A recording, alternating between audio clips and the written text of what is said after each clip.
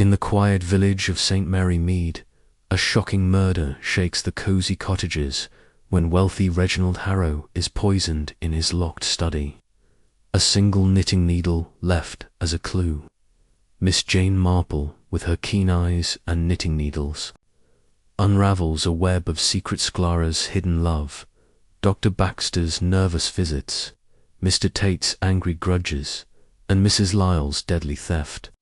The needle, a clever trick, leads Miss Marple to a hidden letter exposing the killer.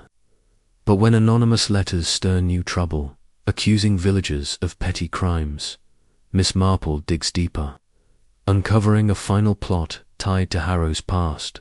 With gossip as her guide, she brings peace back to the village, proving small clues, like a single stitch, can solve the biggest mysteries.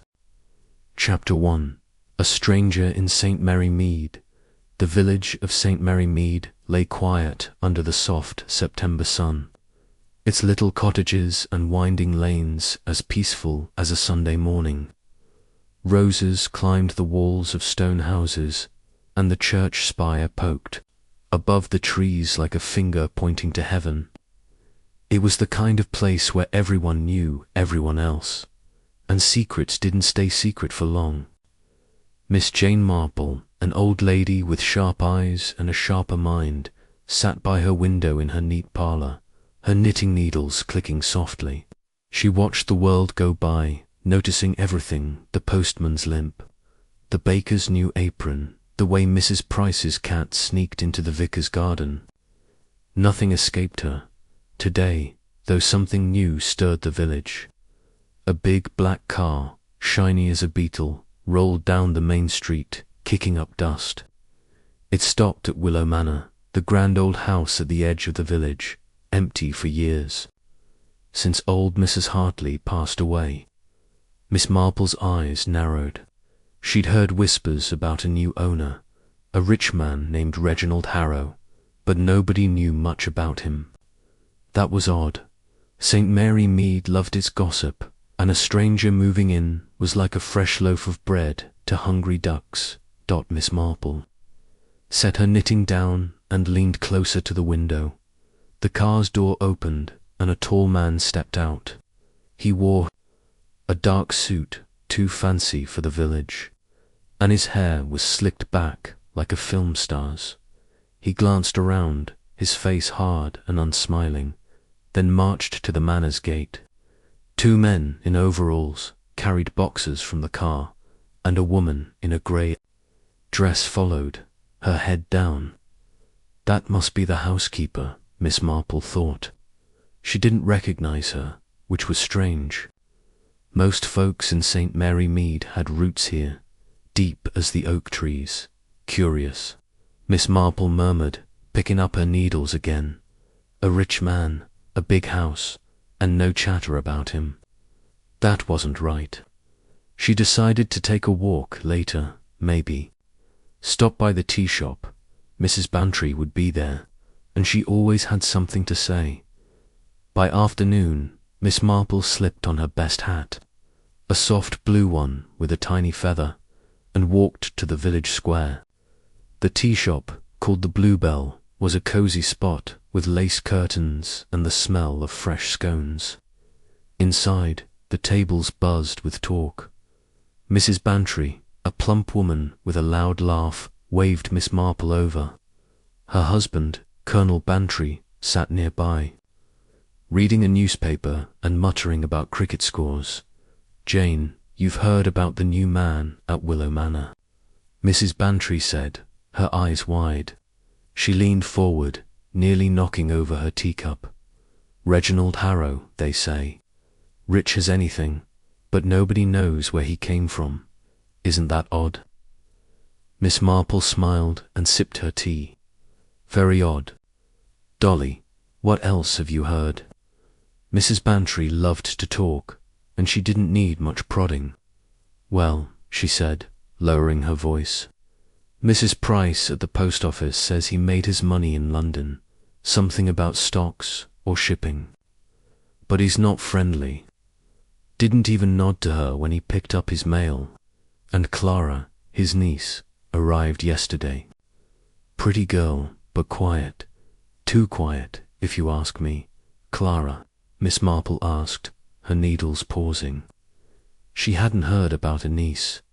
Oh yes, Mrs. Bantry went on. Young, maybe 25, with big eyes and a sad sort of look. Mrs. Price thinks she's after his money. You know how these rich uncles are always someone waiting for the will to be read. Colonel Bantry looked up from his paper. Nonsense, Dolly. You can't judge a man before you meet him. He's probably just private. Private, Mrs. Bantry huffed. In St. Mary Mead. Good luck with that. Miss Marple chuckled. The Colonel was right, but so was Mrs. Bantry. A man like Harrow couldn't stay private here. The village was like a spider's web. Every tug pulled a thread, and someone always noticed as they talked. The tea-shop door jingled, and Dr. Baxter walked in. He was a thin man with glasses and a nervous habit of tapping his fingers. He'd been the village doctor for 10 years, kind but a bit jumpy, like a rabbit hearing a dog bark. He nodded to Miss Marple and ordered a cup of tea. Dr. Baxter, Mrs. Bantry called, have you met this Mr. Harrow yet? The doctor's face tightened, just for a second. Not yet, he said, sitting at a nearby table. He sent for me this morning, though. Wanted to discuss his health. I'm going to Willow Manor tomorrow. His health. Mrs. Bantry's eyebrows shot up. Is he sick? Dr. Baxter shrugged. Didn't say, just wanted a checkup. Sounded urgent, though. Miss Marple watched the doctor's hands. They tapped faster now. Interesting, she thought. Why would a rich man need a doctor so soon after moving in?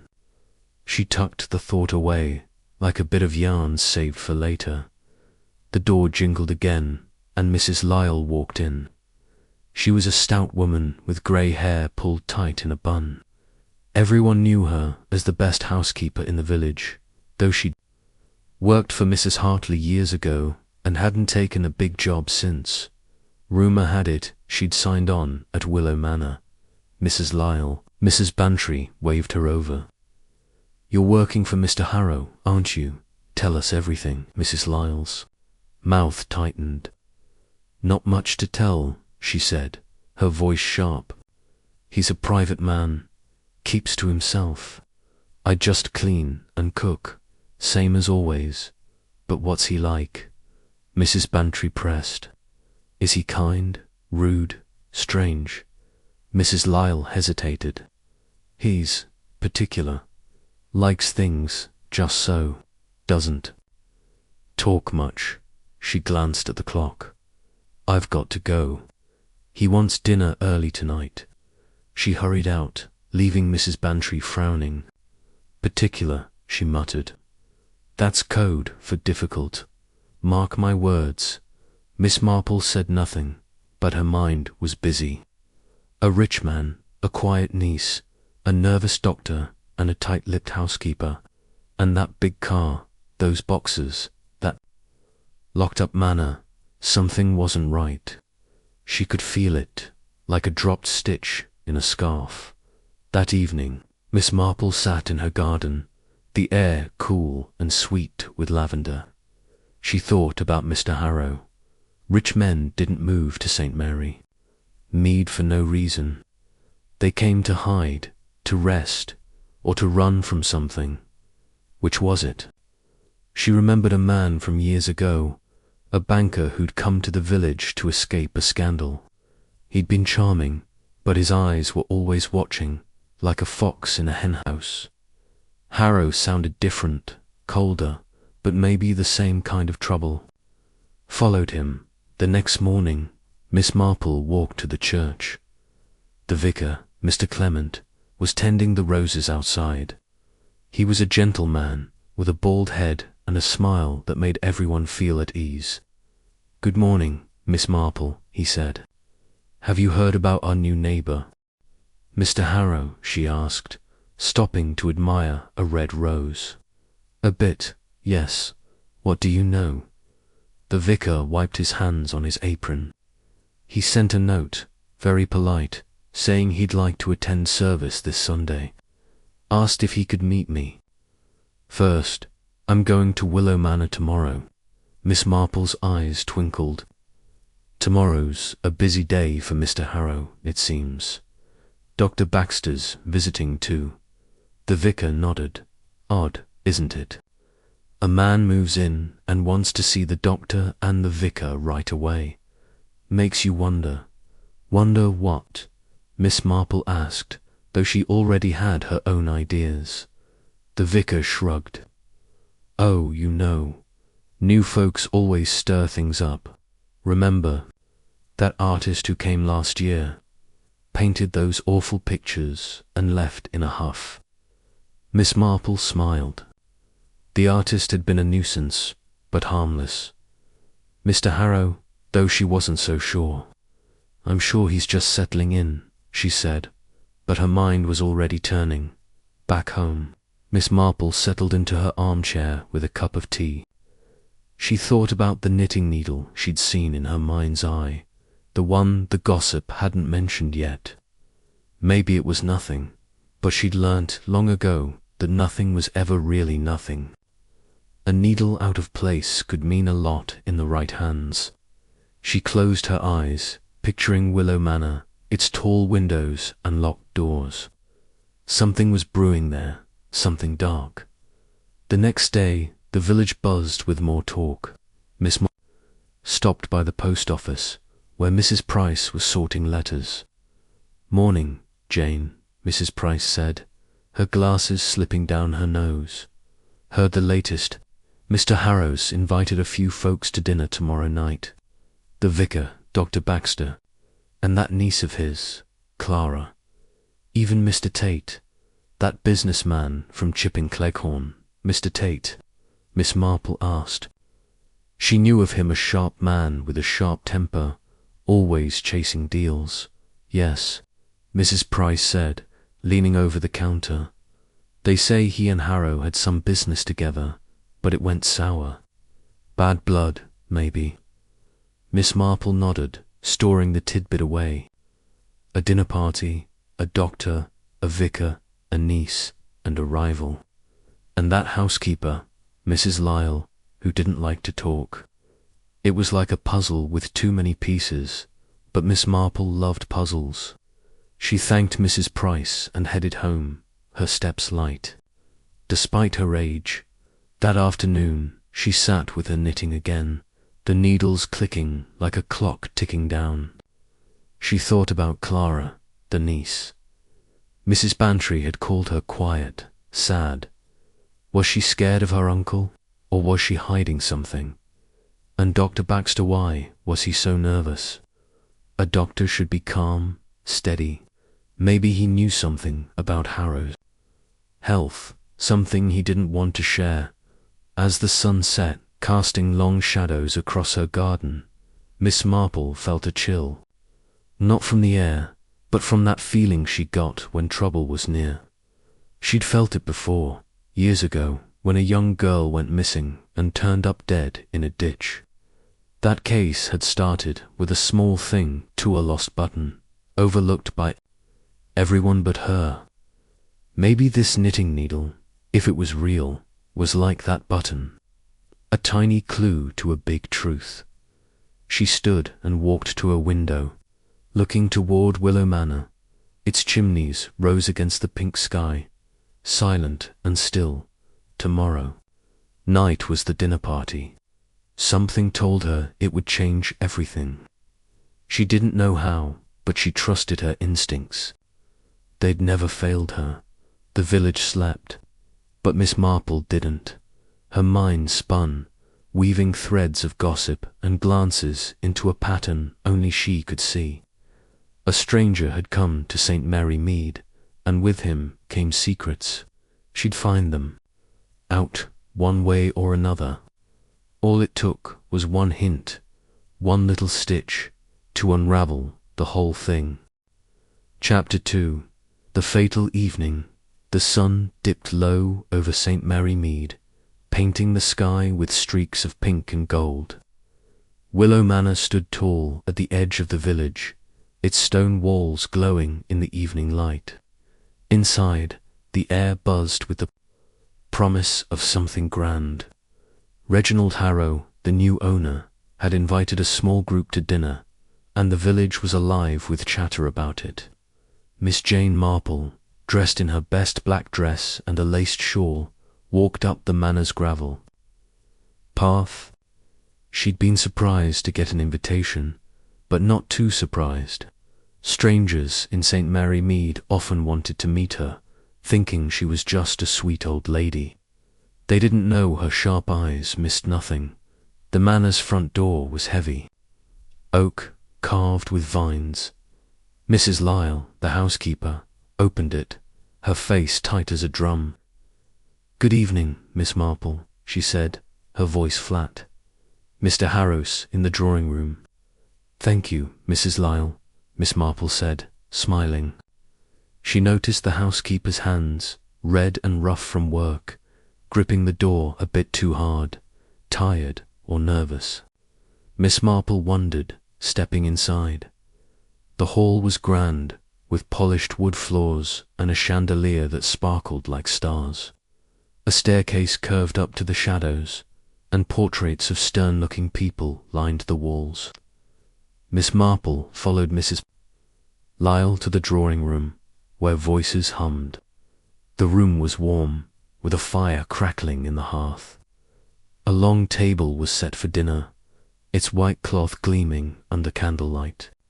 Crystal glasses and silver forks shone, and the smell of roast beef drifted from the kitchen. Reginald Harrow stood by the fireplace, tall and stiff in his dark suit. His face was sharp, like a hawk's, and his eyes darted over the room. He didn't smile, but he nodded when he saw Miss Marple. "Welcome," he said, his voice deep but cold. "I've heard you're a pillar of the village." "Oh, hardly," Miss Marple said, her eyes twinkling.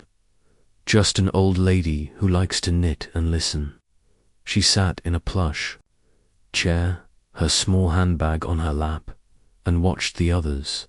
The vicar, Mr. Clement, was there, his bald head shining as he chatted with Clara, Harrow's niece. Clara was young, with pale skin and dark hair tied back. Her green dress was simple, but her eyes looked sad, like she carried a heavy secret. She smiled at the vicar, but it didn't reach her eyes. Dr. Baxter stood by a window, sipping a glass of sherry and tapping his fingers on the glass. He looked jumpy, as always. Mr. Tate, the businessman from Chipping Cleghorn, paced near a bookshelf. His suit was sharp, but his face was red, like he'd argued with someone. Mrs. Bantry bustled in, her cheeks pink from the walk. "Jane, you're here," she said, sitting next to Miss Marple. "Isn't this exciting?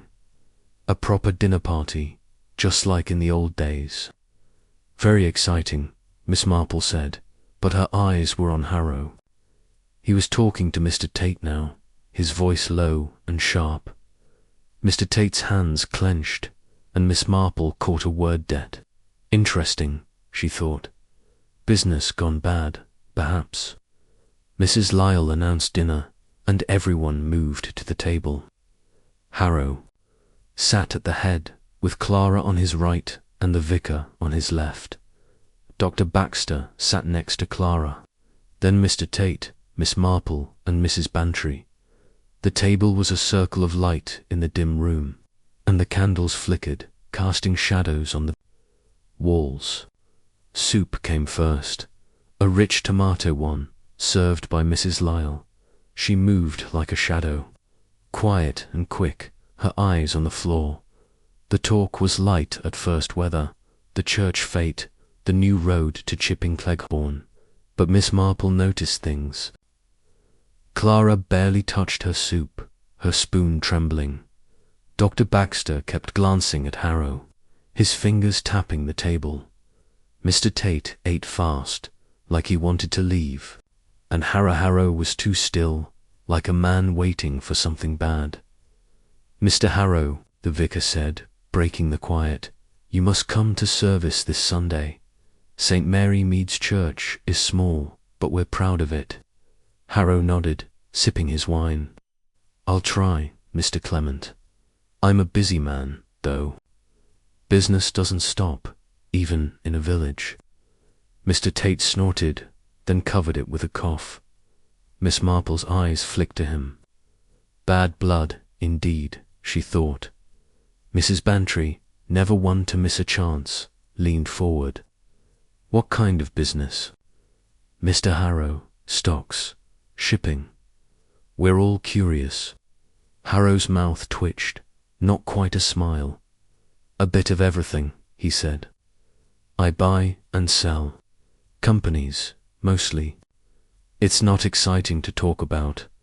"Oh, I'm sure it is," Mrs. Bantry said, but Harrow changed the subject, asking the vicar about the church roof fund. Miss Marple listened, her hands folded in her lap. She didn't need to ask questions. People always said more than they meant to. The main course came roast beef, potatoes, and green beans. Mrs. Lyle served, her movements quick but careful.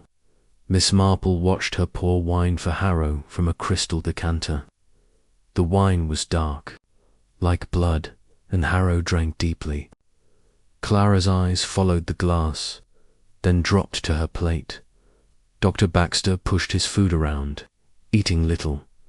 Mr. Tate muttered something about London prices, and Harrow shot him a cold look. "Clara," Harrow said suddenly, his voice sharp, "you're quiet tonight. Not feeling well." Clara flinched, like a deer hearing a twig snap. "I'm fine, Uncle," she said softly. "Just tired." "Tired," Harrow said, his eyes narrowing.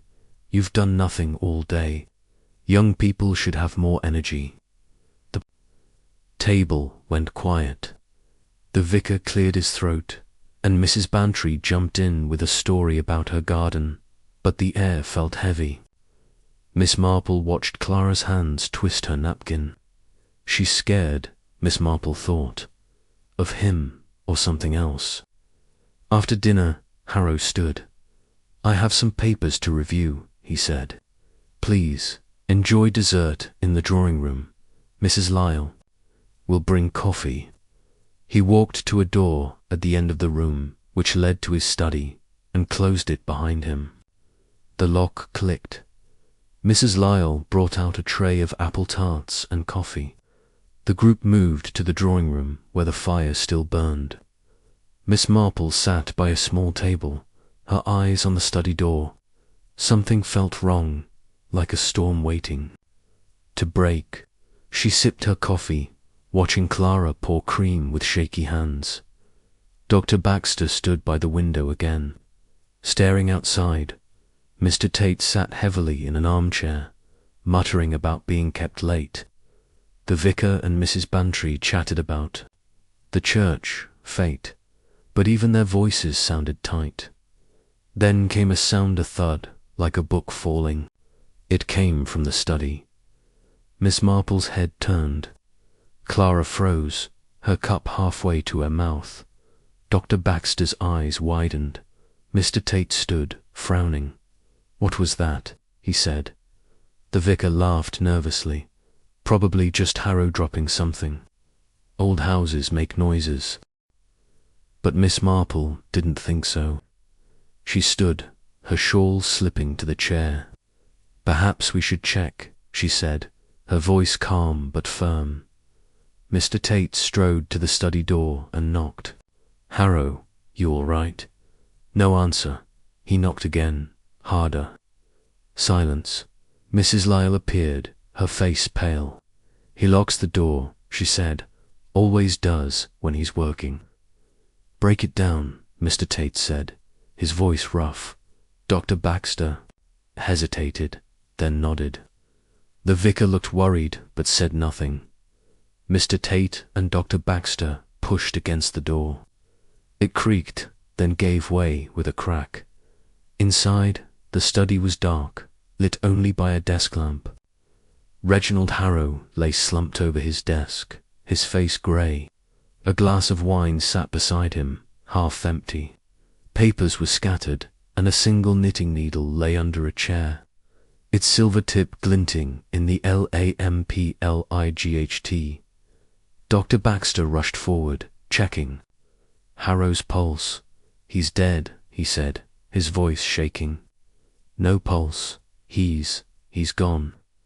Clara gasped, her hands covering her mouth. Mrs. Bantry clutched Miss Marple's arm. "Oh, Jane, what's happened?" she whispered. The vicar murmured a prayer. Mr. Tate swore under his breath. Mrs. Lyle stood frozen, her eyes on the floor. Miss Marple stepped forward, her eyes sweeping the room. The wine glass, the papers, the needle. That needle out of place, wrong. She didn't touch it, but she filed it away in her mind, like a piece of yarn tucked into a basket. "We must call the police," she said quietly. Dr. Baxter nodded, his face pale. "I'll phone Inspector Craddock. He's at Market Basing." He hurried out, his steps uneven. Miss Marple looked at Clara, who was trembling. "My dear," she said gently, "sit down. You've had a shock." Clara obeyed, her eyes blank. Mrs. Lyle brought a glass of water. Her hands steady now, too steady. Mr. Tate paced, muttering about delays. The vicar sat, his head bowed. Mrs. Bantry whispered, "Jane, do you think poison?" Miss Marple didn't answer, but her eyes went back to the wine glass. And that needle. Why was it there? Clara didn't knit, as far as she knew. Mrs. Lyle might, but she hadn't seen her with needles. It was odd, like a button in a soup bowl. The police arrived within the hour. Inspector Craddock, a solid man with a kind face but sharp eyes, took charge. He asked everyone to stay in the drawing room while his men checked the study. Miss Marple sat quietly, listening as Craddock questioned each person. Clara said she'd been with the vicar, talking about music. Dr. Baxter admitted he'd given Harrow a sedative prescription that morning. Mr. Tate said he'd only come to settle a business matter. Mrs. Lyle claimed she'd been in the kitchen all evening. Miss Marple watched their faces. Clara's eyes were red, but was it grief or fear? Dr. Baxter's hands shook as he spoke. Mr. Tate's voice was too loud, like he was hiding something. Mrs. Lyle's answers were short, clipped, and that needle-it nagged at her like a tune she couldn't place. Craddock came to her last. "Miss Marple," he said, a hint of a smile, "you always seem to be where trouble is." "Just bad luck, Inspector," she said, smiling back. "But I did notice something, a knitting needle under the chair. It's not mine, and I don't think it's Clara's. Perhaps you should look at it." Craddock's eyebrows rose. A knitting needle, odd thing to notice. But he wrote it down, and Miss Marple knew he'd check. He always did. The night dragged on. The police took statements, photographed the study, and sealed the wine glass in a bag. Harrow's body was taken away, covered with a sheet. Clara cried softly, and Mrs. Bantry tried to comfort her. Dr. Baxter offered her a sedative, but she shook her head. Mr. Tate left as soon as Craddock allowed, his face stormy. Mrs. Lyle cleaned the dinner dishes, her movements slow and mechanical. Miss Marple walked home with Mrs. Bantry, the night air cold. "Jane," Mrs. Bantry said, "this is dreadful. Who would do such a thing?"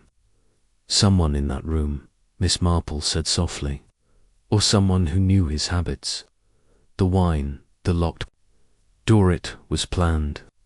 Mrs. Bantry shivered. "You're so calm, Jane. Don't you ever get scared?" Miss Marple smiled. but her eyes were serious. "I've seen too much, Dolly. People are the same everywhere. Greed, fear, anger, it's always one of those." Back in her cottage, Miss Marple lit a lamp and sat with her knitting. The needles clicked, steady and sure. She thought about the evening, the wine, the needle, the faces around the table, Clara's fear, Dr. Baxter's nerves, Mr. Tate. Anger, Mrs. Lyle's silence, and Harrow, dead in his study, a man with secrets. That needle was the key, she was sure of it. Not for knitting, but for something else, a tool, a sign. She didn't know yet, but she would. The village was quiet now, but not for long. St. Mary Mead would talk, and Miss Marple would listen. She always did. And somewhere in the talk, in the whispers and glances, she'd find the truth. One hint, one tiny stitch, was all she needed. Chapter 3. The scene of the crime. The air in Willow Manor was thick with shock, like a fog that wouldn't lift.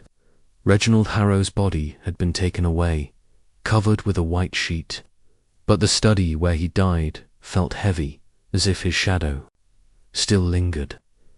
Miss Jane Marple sat in the drawing-room, her hands folded in her lap, her eyes sharp behind her gentle smile. The other guest, Sclara, Dr. Baxter, the vicar, and Mrs. Bantry sat in uneasy silence, their faces pale under the flickering candlelight. Mrs. Lyle moved quietly, clearing coffee cups, her steps soft but deliberate. The knitting needle, Miss Marple had noticed under the chair in the study, nagged at her mind, like a loose thread in a scarf. It didn't belong there, and she knew it meant something. Inspector Craddock stood in the doorway, his notebook open, his face calm but serious. He was a sturdy man, with greying hair and eyes that missed little. He'd worked with Miss Marple before and knew her knack for seeing what others didn't. "Right," he said, his voice steady. "I'll need to speak with each of you again. Nobody leaves until we're done." Clara, Harrow's niece, sat on a velvet sofa, her hands twisting a handkerchief. Her dark hair was messy now, strands falling over her pale face. She looked like a frightened bird, ready to fly but too scared to move. Dr. Baxter stood by the fireplace, his glasses fogged from the heat, his fingers tapping a nervous rhythm. The vicar, Mr. Clement, sat with his hands clasped, murmuring something that sounded like a prayer. Mrs. Bantry, next to Miss Marple, whispered, "Jane, this is awful. Who could do such a thing?" Miss Marple patted her friend's hand. "We'll find out, Dolly. We always do." But her eyes were on the study door, where a policeman stood guard. The knitting needle was still there, under the chair, unless the police had moved it. She hadn't mentioned it again to Craddock, not yet. She wanted to think it over first. Craddock started with Clara. "Miss Harrow," he said, sitting across from her, "when did you last see your uncle alive?" Clara's voice was soft, shaky. "At dinner, he was. Sharp with me, like always. Then he went to his study. I didn't see him after that." "Sharp?" Craddock asked, his pen poised. "What do you mean?" Clara's cheeks flushed. "He was strict, always telling me what to do. He didn't like me going out or talking to people. Said I should stay at the manor, help him." Miss Marple watched Clara's hands. They twisted the handkerchief tighter, almost tearing it. "She's hiding something," Miss Marple thought. Not lying, but not telling the whole truth either. She remembered a girl from years ago, a maid who'd been scared of her employer. Same nervous hands, same quick glances, fear or guilt. Hard to tell yet. Craddock moved to Dr. Baxter. "You prescribed Mr. Harrow a sedative today, correct?" Dr. Baxter nodded, pushing his glasses up. Yes, this morning. He said he wasn't sleeping well. I gave him a mild dose, nothing dangerous. His voice was steady, but his fingers tapped faster. I checked his health, heart, lungs, all fine. He was healthy for a man his age. Healthy, but now he's dead, Craddock said, his eyes narrowing. Any chance someone tampered with that sedative? Dr. Baxter's face went white. Tampered? No. I gave it to him myself. Sealed bottle. He took it this morning, not tonight. Miss Marple tilted her head. A sedative taken. In the morning wouldn't kill a man at night, but Dr. Baxter's nerves were interesting. He was jumpy, like a cat on a hot roof. She made a note in her mind to ask about his visit to Harrow later. The vicar was next. I barely knew Mr. Harrow, Mr. Clement said, his voice gentle. We talked about the church, the village. He seemed ... distant, but polite. I was with Clara in the drawing room when we heard the thud. Craddock nodded, writing it down. Yo, and you, Miss Marple. Anything to add? Miss Marple smiled. I was in the drawing room, Inspector. I heard the thud, like the others. But I did notice something in the study. A knitting needle under a chair. It seemed out of place. Craddock's eyebrows rose. You mentioned that. We've got it bagged now. Not sure what it means yet. Miss Marple nodded, saying nothing more. She didn't need to. Craddock would look into it, and she would think. That needle was wrong, like a rose in a potato patch. She glanced at Clara, who stared at the floor. Did she knit? Miss Marple hadn't seen her with needles, but young women often did. Or was it Mrs. Lyle's? The housekeeper was back now, standing by the door, her face blank. Craddock turned to Mrs. Lyle. You were in the kitchen all evening. Yes, she said, her voice clipped. Washing dishes, preparing coffee. I didn't go near the study. Anyone see you there? Craddock asked. Mrs. Lyle's eyes flashed. I work alone. Nobody checks on me. Craddock wrote it down. His face unreadable. Miss Marple watched Mrs. Lyle. Her hands were steady now, unlike at dinner. Too steady, like someone trying hard to seem calm. Miss Marple tucked that thought away. The inspector let them go, but asked them to stay in the village. As Miss Marple and Mrs. Bantry walked down the gravel path, the night air was cold, the stars sharp above. Mrs. Bantry shivered. Jane, do. You think it was poison? That wine glass looked suspicious. Perhaps, Miss Marple said. But we mustn't jump to conclusions, Dolly. Her mind was on the needle, not the wine. Poison was obvious, a needle was subtle, and Miss Marple loved subtle. Back home, she sat by her fire, knitting needles clicking. The village was awake now, windows glowing as the news spread. She thought about the study, the locked door, the wine, the papers, the needle. Harrow had been a careful man, locking himself in. Someone knew his habits. Someone close. The next morning, St. Mary Mead buzzed. Miss Marple walked to the tea shop, where Mrs. Price and Mrs. Bantry were already talking. It's murder, Jane, Mrs. Price said, her glasses slipping.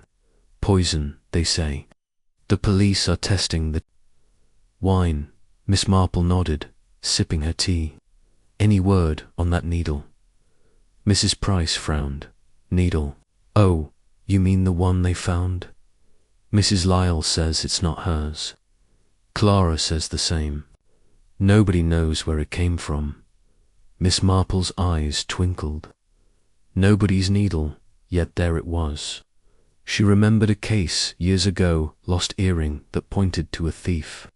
Small things, overlooked things, told big stories. She'd watch, listen, and wait. The needle would speak, in time. Chapter 4. Suspects and Motives. The morning after Reginald Harrow's death, St. Mary Mead woke to a hum of whispers.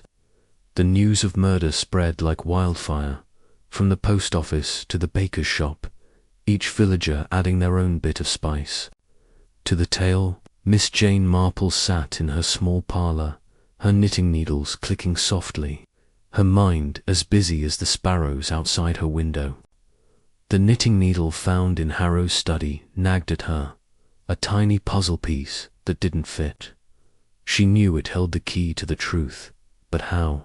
She sipped her tea, picturing the dinner party, the locked study, the wine glass, the tense faces around the table. Someone in that room had a secret dark enough to kill for. Outside, the village was bright with autumn light, the leaves gold and red against the grey stone cottages. Miss Marple put on her coat and hat, a neat brown one with a small brim, and decided to walk to the tea shop. The bluebell would be buzzing, and gossip was like thread to her. She'd weave it into something useful. The tea shop was crowded, the air warm with the smell of fresh scones and brewing tea. Mrs. Bantry waved, her over, her cheeks pink with excitement. "Jane, it's all anyone can talk about," she said, sliding a plate of scones toward Miss Marple. "Murder at Willow Manor. They're saying it was poison, probably in the wine. Who do you think did it?" Miss Marple smiled, spreading jam on a scone. "It's too early to say, Dolly, but people always leave traces, don't they? Like crumbs." On a table, Mrs. Price, the postmistress, leaned over from the next table, her glasses slipping down her nose. "I heard Clara's getting everything, Harrow's whole fortune. That's a reason to kill, isn't it? A greedy niece, waiting for her chance." Miss Marple's eyes twinkled. "Clara seems quiet, not greedy. But money does strange things. Two people." She remembered a young man from years ago, a farmer's son who'd stolen from his own father for a taste of wealth. Clara didn't seem the type, but those sad eyes hid something. Mrs. Bantry lowered her voice. "What about Dr. Baxter? He gave Harrow that sedative. Maybe he made a mistake or worse. Or Mr. Tate," Mrs. Price added. "He and Harrow had a falling out over some deal. I saw him at the post office last week, muttering about Harrow cheating him." He was red as a beet. Miss Marple nodded, listening. The village was like a quilt, each patch a story, each stitch a clue. She'd heard enough to know the suspects: Clara, Dr. Baxter, Mr. Tate, and maybe Mrs. Lyle had reasons to want Harrow gone, but reasons weren't proof, and that needle wasn't just a needle. She needed to see Willow Manor again, to feel the place where death had struck. After tea, Miss Marple walked to the manor, her steps slow but sure. The gravel path crunched under her shoes, and the manor loomed ahead, its windows dark despite the sunny day. She knocked, and Mrs. Lyle opened the door, her grey hair pulled tight, her face like stone. "Miss Marple," she said, not smiling, "what do you want?" "I thought Clara might need company," Miss Marple said gently. "A young girl, alone after such a shock." Mrs. Lyle's eyes narrowed, but she stepped aside. "She's in the parlour, not talking much." The parlour was cosy, with soft chairs and a fire crackling. Clara sat by a window, staring at the garden, her hands folded in her lap. She looked up, her eyes red. "Miss Marple," she said softly, "it's kind of you to come." Miss Marple sat beside her, her handbag on her lap. "My dear, I'm so sorry. Losing family is hard, especially like this." Clara nodded, her lips trembling. "Uncle Reginald was difficult, but I didn't want him dead. Everyone thinks I did, because of the money. Miss Marple patted her hand. People talk, Clara. They don't always know. Were you close to your uncle? Clara shook her head. Not really. He took me in after my parents died, but he was strict, always watching me, telling me how to act. He said I'd inherit one day, but I didn't care about that. I just wanted to be free. Miss Marple watched Clara's face. Truth, but not all of it. Did you ever knit, my dear? I noticed a needle in the study. It seemed odd. Clara's eyes widened. Knit? No, I never learned. Uncle didn't like hobbies, said they were a waste of time. Miss Marple nodded, filing that away. Not Clara's needle. Then she glanced at Mrs. Lyle, who was dusting a shelf, her movements quick and sharp. Mrs. Lyle, Miss Marple called, "Do you knit? I thought I saw a needle at dinner." Mrs. Lyle froze, then turned. "No," she said, her voice hard. "I don't have time for knitting. Too much work here." She went back to dusting, but her hands shook slightly. Miss Marple smiled. "Of course. Silly of me to ask." But it wasn't silly. Mrs. Lyle's reaction was like a cat's hissed defensive. She stood, saying she'd let Clara rest, and left. The manor, her mind turning. Back in the village, she stopped by the church. Mr. Clement was polishing the brass candlesticks, his face tired. "Miss Marple," he said, "this is a dark day for St. Mary Mead. Murder in our village." "It is," Miss Marple agreed, sitting in a pew. "You were at the dinner, Mr. Clement. Did anything strike you as odd?" The vicar frowned, thinking. Harrow was tense, I suppose. Kept looking at his watch, like he was waiting for something, and Mr. Tate was angry. They barely spoke, but you could feel it. Miss Marple nodded. "And the needle, did you see it?" The vicar blinked. "Needle? Oh, the one the police found? No, I didn't notice it." "Strange thing to find in a study." "Very strange," Miss Marple said. She thanked him and walked home, the needle still tugging at her thoughts. It wasn't for knitting, she was sure. A tool, a marker. She'd seen a case once, a stolen brooch hidden in plain sight. Maybe this was like that dot that afternoon. Inspector Craddock came to her cottage. He sat in her parlour, his hat on his knee. "Miss Marple," he said, "you've got a nose for these things. What do you make of it?" She offered him tea, her eyes twinkling. "It's early days, Inspector, but the needle bothers me. It doesn't belong." Craddock nodded. "We're testing the wine glass. Poison, likely arsenic, quick and quiet. Whoever did it knew Harrow's habits." Miss Marple poured tea. Someone close, then. Clara, perhaps, for the money, or Mr. Tate for revenge. Dr. Baxter, if the sedative was tampered with. Even Mrs. Lyle, she was there, pouring the wine. Craddock raised an eyebrow.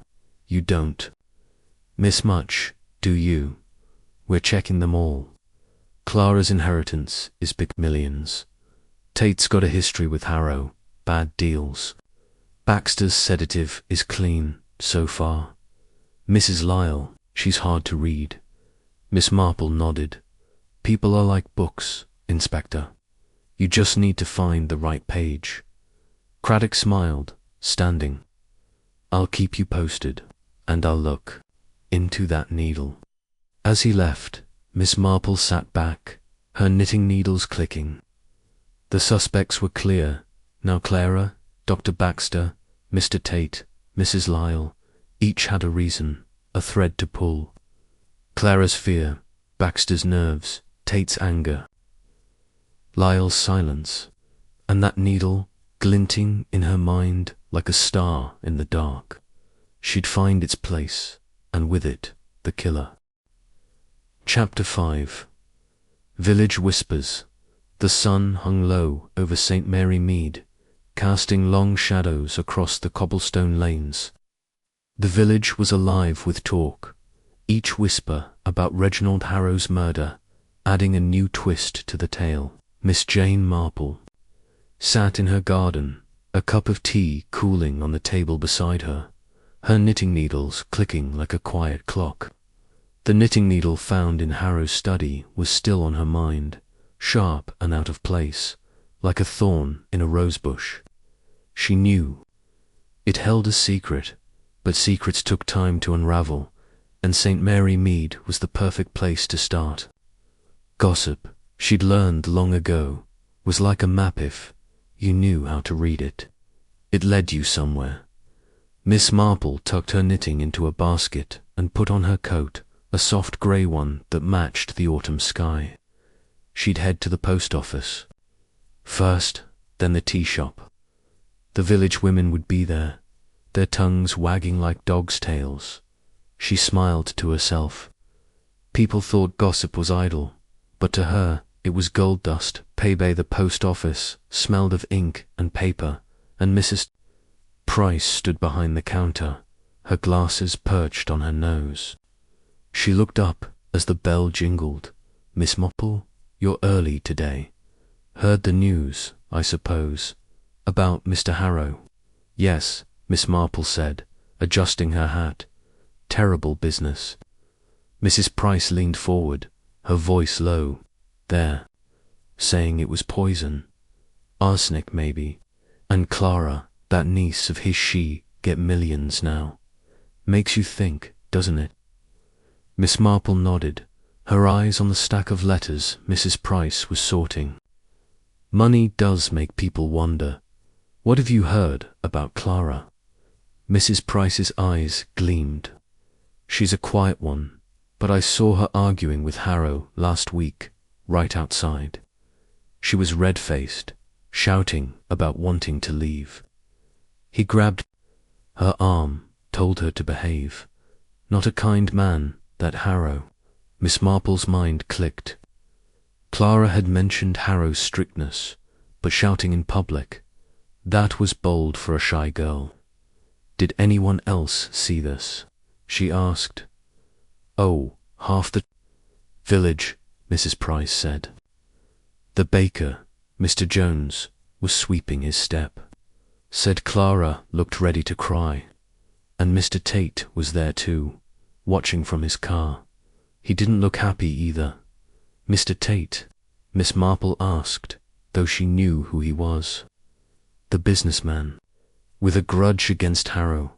Another thread to pull." Mrs. Price nodded. "He's been around a lot lately. Some say he and Harrow had a deal go bad. Tate lost a fortune, they say. No wonder he was at the dinner party, probably wanted to settle the score." Miss Marple thanked her and left, her mind busy. Clara arguing, Tate angry, and that needle still nagging at her. Why was it in the study? She headed to the Bluebell, the tea shop, where the air was thick with chatter and the smell of warm scones. Mrs. Bantry was there, waving her over. "Jane, sit. The village is in a tizzy. Murder at Willow Manor. They're saying Clara did it for the money. What do you think?" Miss Marple sat, smoothing her skirt. "I think we should listen before we judge. Dolly, what else have you heard?" Mrs. Bantry leaned in, her voice a whisper. "Dr. Baxter's been acting odd. I saw him at the chemist's yesterday, buying headache powders. He looked awful, like he hadn't slept. And he was Harrow's doctor, you know. Gave him that sedative." Miss Marple sipped her tea, her eyes sharp. Odd, indeed. "Did he say anything about Harrow?" "Not much," Mrs. Bantry said. "But he was jumpy, kept looking over his shoulder. And Mrs. Lyle, she's been at the manor all week, cleaning like nothing happened. But I heard she hated Harrow. He was fussy, always complaining about her work. Miss Marple nodded. Mrs. Lyle's tight lips and steady hands came to mind. To steady, maybe. What about that knitting needle the police found? She asked casually. Mrs. Bantry frowned. Knitting needle. Oh, that thing in the study. Nobody knows whose it is. Clara says she doesn't knit, and Mrs. Lyle laughed. When I asked her, said she's too busy for hobbies. Miss Marple's eyes twinkled. Nobody's needle, yet there it was, glinting under the chair. She remembered a case from years ago, lost key that unlocked a hidden box. Maybe this needle was like that, hiding something bigger after tea.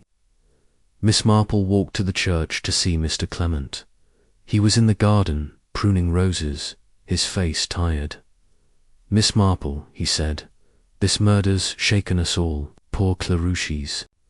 All alone now, she is, Miss Marple said, sitting on a bench. You were at the dinner. Did you notice anything strange about her? The vicar paused, his shears still. She was quiet, nervous. Harrow snapped at her during dinner, and she looked like she might cry. I tried to cheer her up, talking about music. She loves the piano, you know. Miss Marple nodded, and the others, Dr. Baxter, Mr. Tate, Mrs. Lyle. Dr. Baxter was restless, the vicar said, kept checking his watch. Mr. Tate was rude, muttering about business. Mrs. Lyle was in and out, serving. She didn't say much, and the needle, Miss Marple asked, did you see it? The vicar shook his head. No, but the police asked me about it. Strange thing to find in a study. Harrow wasn't the knitting type. Miss Marple smiled. No, he wasn't. She thanked him and walked home, her mind spinning. Clara's argument, Baxter's nerves, Tate's anger, Lyle's. Silence. That needle, always the needle. It wasn't for knitting, she was sure. A tool, a sign. She'd find out that afternoon. She visited Clara at Willow Manor. Mrs. Lyle let her in, her face blank. She's in the parlour, she said, her voice flat, not eating much. Clara sat by the fire, pale and small in a big chair. Miss Marple, she said, managing a smile. You're kind to visit again. I wanted to check on you, Miss Marple said, sitting. You've had a shock. Did your uncle ever mention enemies? Clara's eyes dropped. He had plenty. Businessmen. Mostly, Mr. Tate was one. They fought over a Delancel, cheated him, Tate said, and ... He was hard on me. Wanted me to marry someone rich, not who I loved. Miss Marple's ears pricked up. Loved. Is there someone special? Clara blushed. There was, but uncle forbade it, said he wasn't good enough. Her voice broke, and she looked away. Miss Marple patted her hand. Love makes people do strange things, my dear. She glanced at Mrs. Lyle, who was polishing a vase nearby. Mrs. Lyle, do you know anyone who knitted at the manor? Mrs. Lyle's hand paused. No one here knits, she said sharply. I told you that. Of course, Miss Marple said, smiling, but Mrs. Lyle's quick answer felt like a wall.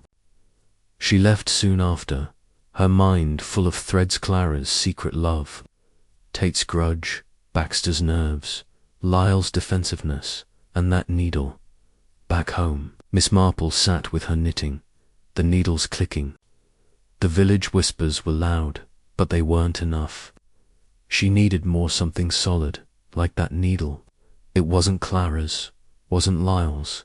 Whose was it? She closed her eyes, picturing the study, the locked door, the wine, the papers, the needle. It was a message, she thought, left by someone who knew she'd notice. Someone clever, but who?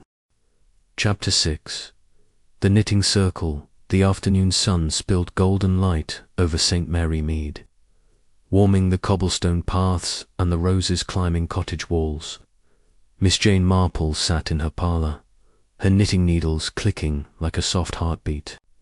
The village was still buzzing about Reginald Harrow's murder, and every whisper seemed to point to someone knew Clara.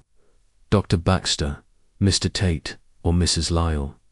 But Miss Marple's mind kept circling back to the knitting needle found in Harrow's study, glinting under the chair like a forgotten star.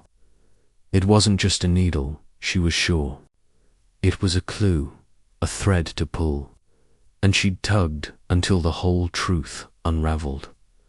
Today was the knitting circle at Mrs. Bantry's house, a weekly gathering where the women of St. Mary Mead stitched and chatted. It was the perfect place to hear more gossip, to catch the little bits of talk that might lead to something bigger. Miss Marple tucked her knitting half-finished scarf into her basket, put on her best hat, a soft green one with a tiny feather, and set off down the lane.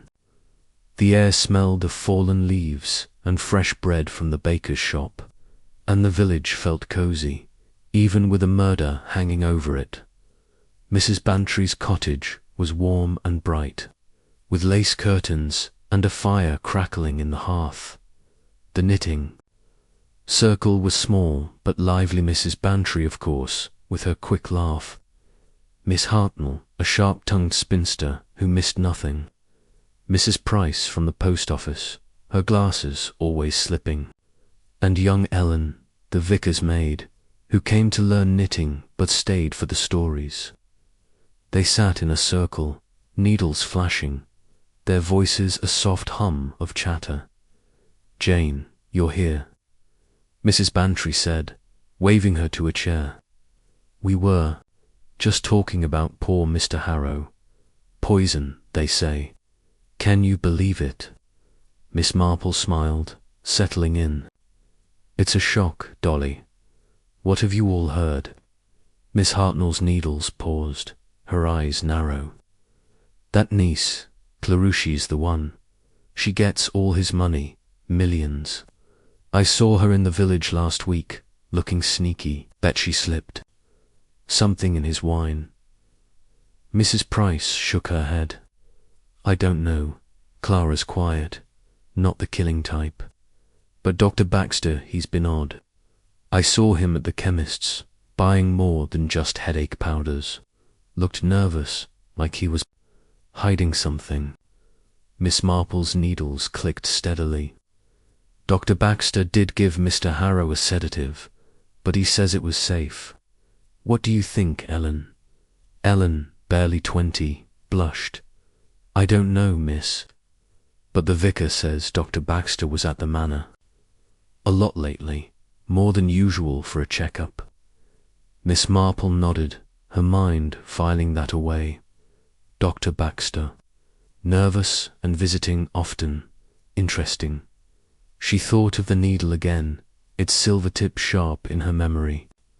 "Has anyone heard about knitting at Willow Manor?" she asked casually. "I noticed a needle in the study, but Clara says she doesn't knit, and Mrs. Lyle says the same." Mrs. Bantry laughed. Knitting at the manor. Harrow wasn't the type for cosy hobbies, and Mrs. Lyle's too busy scrubbing floors. Maybe it was Clara's, and she's lying. Miss Hartnell snorted. "Or it's nothing. A needle's just a needle, Jane. You're always seeing things." Miss Marple smiled, her eyes twinkling. "Perhaps, but small things matter. I remember a case years ago, in Little Paddocks.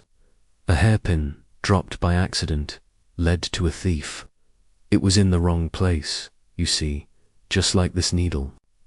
The women leaned in, their needles slowing. A hairpin.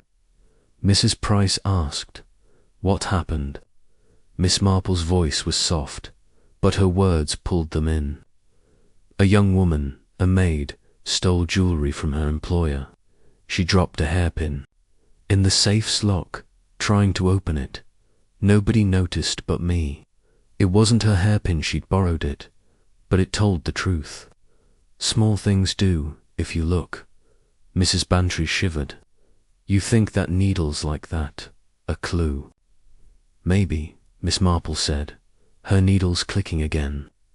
But whose needle? Not Clara's, not Mrs. Lyle's. Maybe someone else was in that study. The room went quiet, the fire crackling. Ellen's eyes were wide. You mean, someone? We don't know. Miss Marple didn't answer, but her mind was racing. The needle wasn't for knitting, she was sure. A tool, perhaps, for something hidden.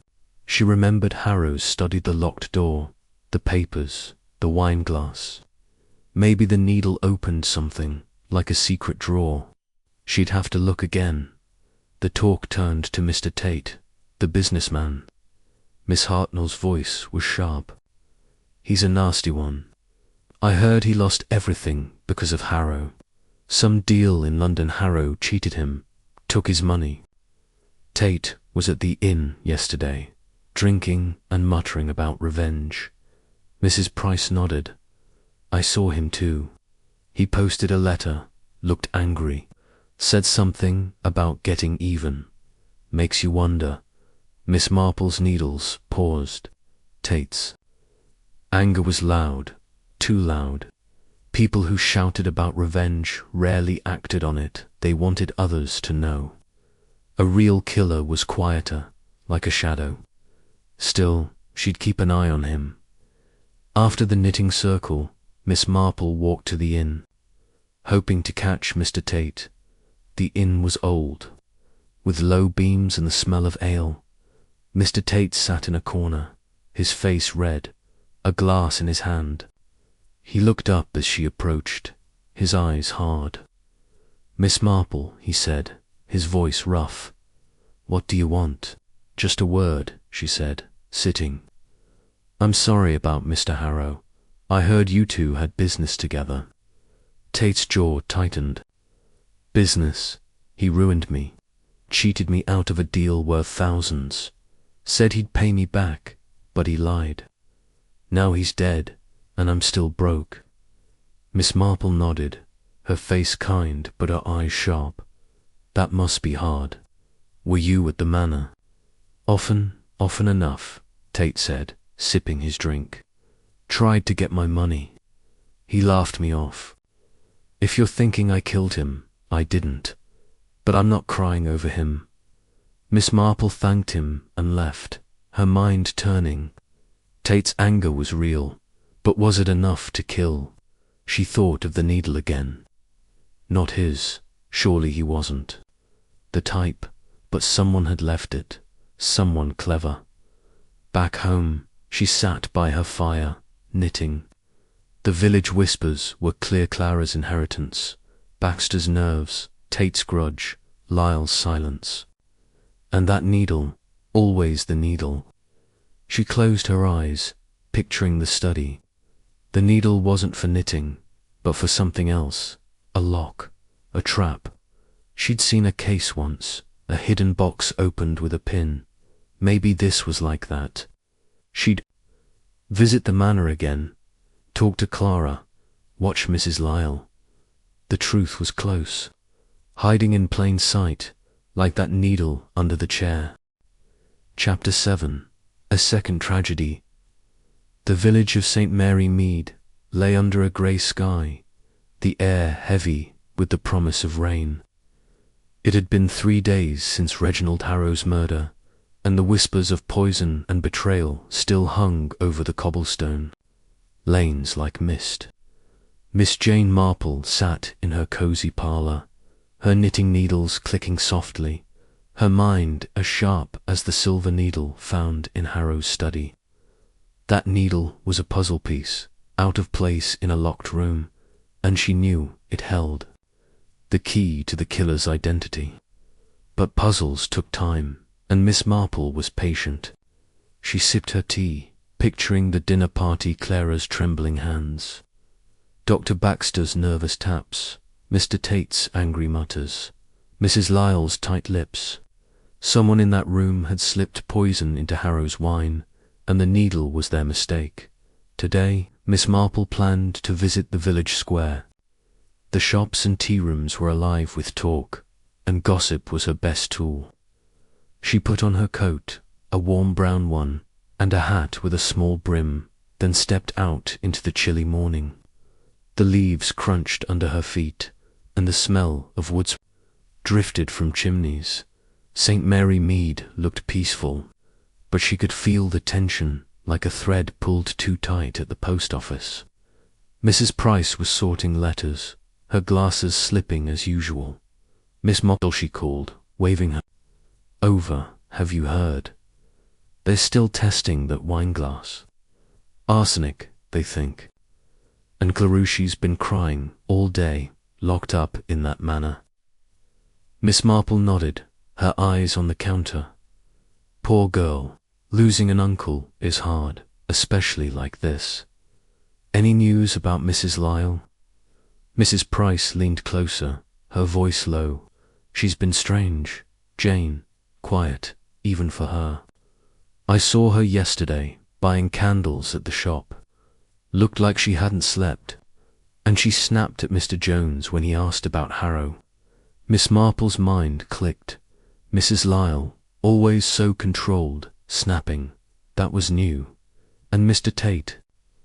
Dr. Baxter, she asked. Mr. Tate's still at the inn, Mrs. Price said. Drinking too much, if you ask me. Says Harrow owed him money, cheated him in some deal. As for Dr. Baxter, he's been at the manor twice since the murder. Says he's checking on Clara, but he looks jumpy. Miss Marple thanked her and headed to the Bluebell tea shop, where Mrs. Bantry was holding court at a corner table. The room smelled of fresh scones and strong tea, and the chatter was loud. Jane, Mrs. Bantry called, waving. Come sit. The village is in a state. Everyone's got a theory about the murder. Miss Marple smiled, taking a seat. And what's yours, Dolly? Mrs. Bantry leaned in, her eyes wide. I think it's Clara. She gets all that money, and she argued with Harrow. Mrs. Price saw them shouting last week, but Miss Hartnell swears it's Mr. Tate says he's got a temper like a bull. Miss Marple sipped her tea, listening. The village was like a beehive, buzzing with ideas, some true, some not. She thought of the knitting needle again, its silver tip glinting in her mind. Has anyone mentioned that needle in the study? She asked. Mrs. Bantry frowned. That needle, nobody claims it. Clara says she doesn't knit, and Mrs. Lyle laughed when I asked her. Said she's too busy for silly hobbies. Miss Marple's eyes twinkled. Silly, perhaps, but it was there, under the chair. Not Clara's, not Mrs. Lyle's. Whose then? Mrs. Bantry shivered. You make it sound so creepy, Jane, like it was left on purpose. Maybe it was, Miss Marple said, softly, her needles pausing in her mind. She remembered a case from years ago in Chipping Cleghorn, where a lost button led to a killer. The button was small, overlooked, but it pointed to a maid who'd lied about her whereabouts. This needle was like that, a small thing, but big. Enough to matter. Before she could say more, the tea-shop door burst open. Ellen, the vicar's maid, stood there, her face pale, her apron twisted in her hands. Miss Marple, Mrs. Bantry, come quick.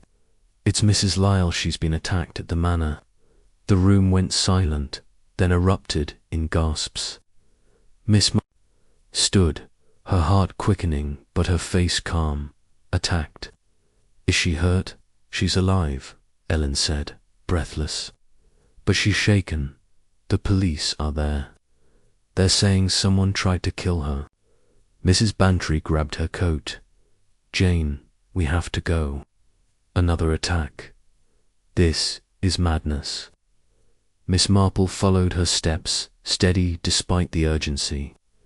The manor wasn't far, and the village was already buzzing as they hurried down the lane. Windows opened, heads poked out, and whispers followed them like leaves in the wind at Willow Manor. The heavy oak door was ajar, and a policeman stood guard. Inside, the parlour was crowded. Mrs. Lyle sat on a sofa, a blanket around her shoulders, her face pale but her eyes sharp. Inspector Craddock was there, his notebook out, his face grim. Clara stood by the window, her hands trembling. Dr. Baxter was checking Mrs. Lyle's pulse, his glasses fogged. The vicar hovered nearby, murmuring words of comfort. "Miss Marple," Craddock said, nodding. "You're here, as always." "Just checking on Mrs. Lyle," she said, her voice gentle. "What happened?" Mrs. Lyle's voice was rough but steady. "I was in the kitchen late, cleaning. Heard a noise in the hall. Thought it was Clara, but then someone grabbed me from behind. Tried to choke me. I fought, screamed, and they ran. Saw a shadow, that's all." Miss Marple's eyes narrowed. "A shadow, man or woman?" Mrs. Lyle shook her head. "Couldn't tell. It was dark. They were quick, gone out the back door." Craddock wrote it down. "Any enemies, Mrs. Lyle? Anyone who'd want to hurt you?" Mrs. Lyle's lips tightened. "No. I keep to myself. But after Mr. Harrow, maybe someone thinks I know something." Miss Marple watched her closely. Mrs. Lyle's hands were steady now, but her eyes darted to Clara, then away. Interesting, Miss Marple thought. Was she scared or hiding something? She glanced at Clara, who looked ready to faint. "Clara, my dear," Miss Marple said, "were you here?" Clara nodded, her voice small. "Upstairs, in my room, I heard." The scream ran down. Found Mrs. Lyle on the floor, gasping. Dr. Baxter spoke up, his voice shaky. "She's bruised, but no serious harm. A nasty shock, though." Miss Marple's mind raced. An attack on Mrs. Lyle, so soon after Harrow's murder. It felt connected, like two stitches in the same scarf. She thought of the needle again. Was it tied to this? Had Mrs. Lyle seen something? That night, something the killer feared. Craddock turned to Miss Marple. "You've got a knack for this. Anything strike you?" She smiled, folding her hands. "It's curious, Inspector. 2 attacks in one house. And that needle in the study still." "No owner." Craddock shook his head. "Nobody claims it. We're checking for prints, but it's clean so far." Miss Marple nodded, her mind spinning. A clean needle, a shadowy figure, a locked study. She remembered a case from her youth, a gardener attacked after witnessing a theft. The attacker had been a shadow too, until she'd found a muddy boot print. No prints here, but the needle was her clue, she was sure. The police let everyone go, but Craddock asked them to stay close. Miss Marple walked home with Mrs. Bantry, the village quiet now, the air cold. "Jane," Mrs. Bantry said, "this is getting worse. First Harrow, now Mrs. Lyle. Who's next?" "Someone desperate," Miss Marple said softly. "Someone who thinks Mrs. Lyle knows too much." Back in her cottage, Miss Marple sat by the fire, her knitting needles clicking. The needle in the study wasn't for knitting, she thought. A tool, maybe, for a lock or a trap, or a sign left to confuse. She pictured the suspects, Clara's fear, Baxter's nerves, Tate's anger, Lyle's silence. The attack on Mrs. Lyle was a new thread, but it fit the pattern. Someone was scared, and scared people made mistakes. She'd watch, listen, and wait. The needle would tell its story, and with it, the killers. Chapter 8. The Inspector's Theory. The morning mist hung low over St. Mary Mead, wrapping the village in a soft, grey blanket. The cobblestone lanes were quiet, but the air buzzed with unease, as if the murder of Reginald Harrow and the attack on Mrs. Lyle had left a shadow over every cottage. Miss Jane Marple sat in her parlour, her knitting needles clicking like a steady pulse, her mind turning over the puzzle of the knitting needle found in Harrow's study. It was a small thing, silver and sharp, but it didn't belong in a locked room with a dead man. She sipped her tea, picturing the dinner party, Clara's pale face, Dr. Baxter's nervous hands, Mr. Tate's angry mutters, Mrs. Lyle's tight silence. The needle was a clue, she was sure, and today she'd tug at the threads of village, talk to see what unravelled. Miss Marple put on her coat, a warm blue one, and a neat hat with a small brim. She decided to visit the village square, where gossip flowed like tea at the Bluebell. But first, she'd stop by the church to see if the vicar had heard anything new. The village was her map, and every conversation was a path to the truth. The church was quiet, its stone walls cool in the morning air. Mr. Clement, the vicar, was sweeping leaves from the path, his bald head shining under the weak sun. "Miss Marple," he said, smiling, "you're out early, still thinking about poor Mr. Harrow." "Hard not to," Miss Marple said, sitting on a bench. "And Mrs. Lyle's attack, it's shaken us all. Have you heard anything more?" The vicar leaned on his broom, his face tired. "Not much. Clara's been to the church, praying. She's heartbroken, poor girl. Says she didn't want her. Uncle's money, but nobody believes her. And Dr. Baxter, he was here yesterday, looking like he hadn't slept." Miss Marple's eyes twinkled. "Dr. Baxter's been busy, hasn't he? Visiting the manor, checking on Clara. Did he say anything?" The vicar shook his head. "Just asked about the funeral. Said he feels guilty giving Harrow that sedative. But it was harmless, he swears." Miss Marple nodded, her mind filing that away. Guilt could mean many things, mistake or something darker. She thanked the vicar and walked to the post office, where Mrs. Price was sorting letters behind the counter. The bell jingled as Miss Marple entered, and Mrs. Price looked up, her glasses slipping. "Jane, you've heard the latest, I bet. Inspector Craddock's got his eye on Clara, says she had the best reason to kill Harrowall, that money." Miss Marple smiled, adjusting her hat. "Money's a strong motive, but not the only one. What else are people saying?" Mrs. Price leaned over the counter, her voice low. "Mr. Tate's been at the inn, ranting about Harrow cheating him. Says he's glad he's dead, but swears he didn't do it. And Mrs. Lyle, she's back at work, like nothing happened. Bruises on her neck, but she won't talk about the attack." Miss Marple's mind clicked. Mrs. Lyle's silence was like a locked door, and locked doors always hid something. "And that knitting needle?" she asked casually. "Any word on it?" Mrs. Price frowned. "Still a mystery. Nobody claims it. Clara says she never touched a needle, and Mrs. Lyle says the same. The police are stumped." Miss Marple thanked her and headed to the Bluebell. The tea shop was warm and crowded, the air thick with the smell of scones and gossip. Mrs. Bantry waved her over, her cheeks pink with excitement. "Jane, sit. Craddock was here earlier, asking questions. He thinks Clara did it, poisoned Harrow. For the inheritance. What do you think?" Miss Marple sat, smoothing her skirt. "The inspector's doing his job, Dolly, but he's looking at the loudest clue.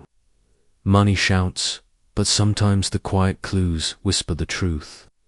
Mrs. Bantry's eyes widened. "You mean that needle?" You're still on about it, aren't you? Miss Marple smiled, sipping her tea. It's out of place, Dolly. A needle in a study where nobody knits. I remember a case in St. Hilary, a lost glove that led to a killer. It was small, but it told the story. Before Mrs. Bantry could reply, Inspector Craddock walked in, his hat in hand. He spotted Miss Marple and came over, his face serious but kind. Miss Marple, I was hoping to find you. Got a minute? Of course, Inspector, she said, offering him a chair. What's on your mind? Craddock sat, his notebook out. We've got a theory. Clara Harrow's the main suspect. She inherits everything. She argued with Harrow, wanted to leave, and she was at the dinner, near his wine. It fits.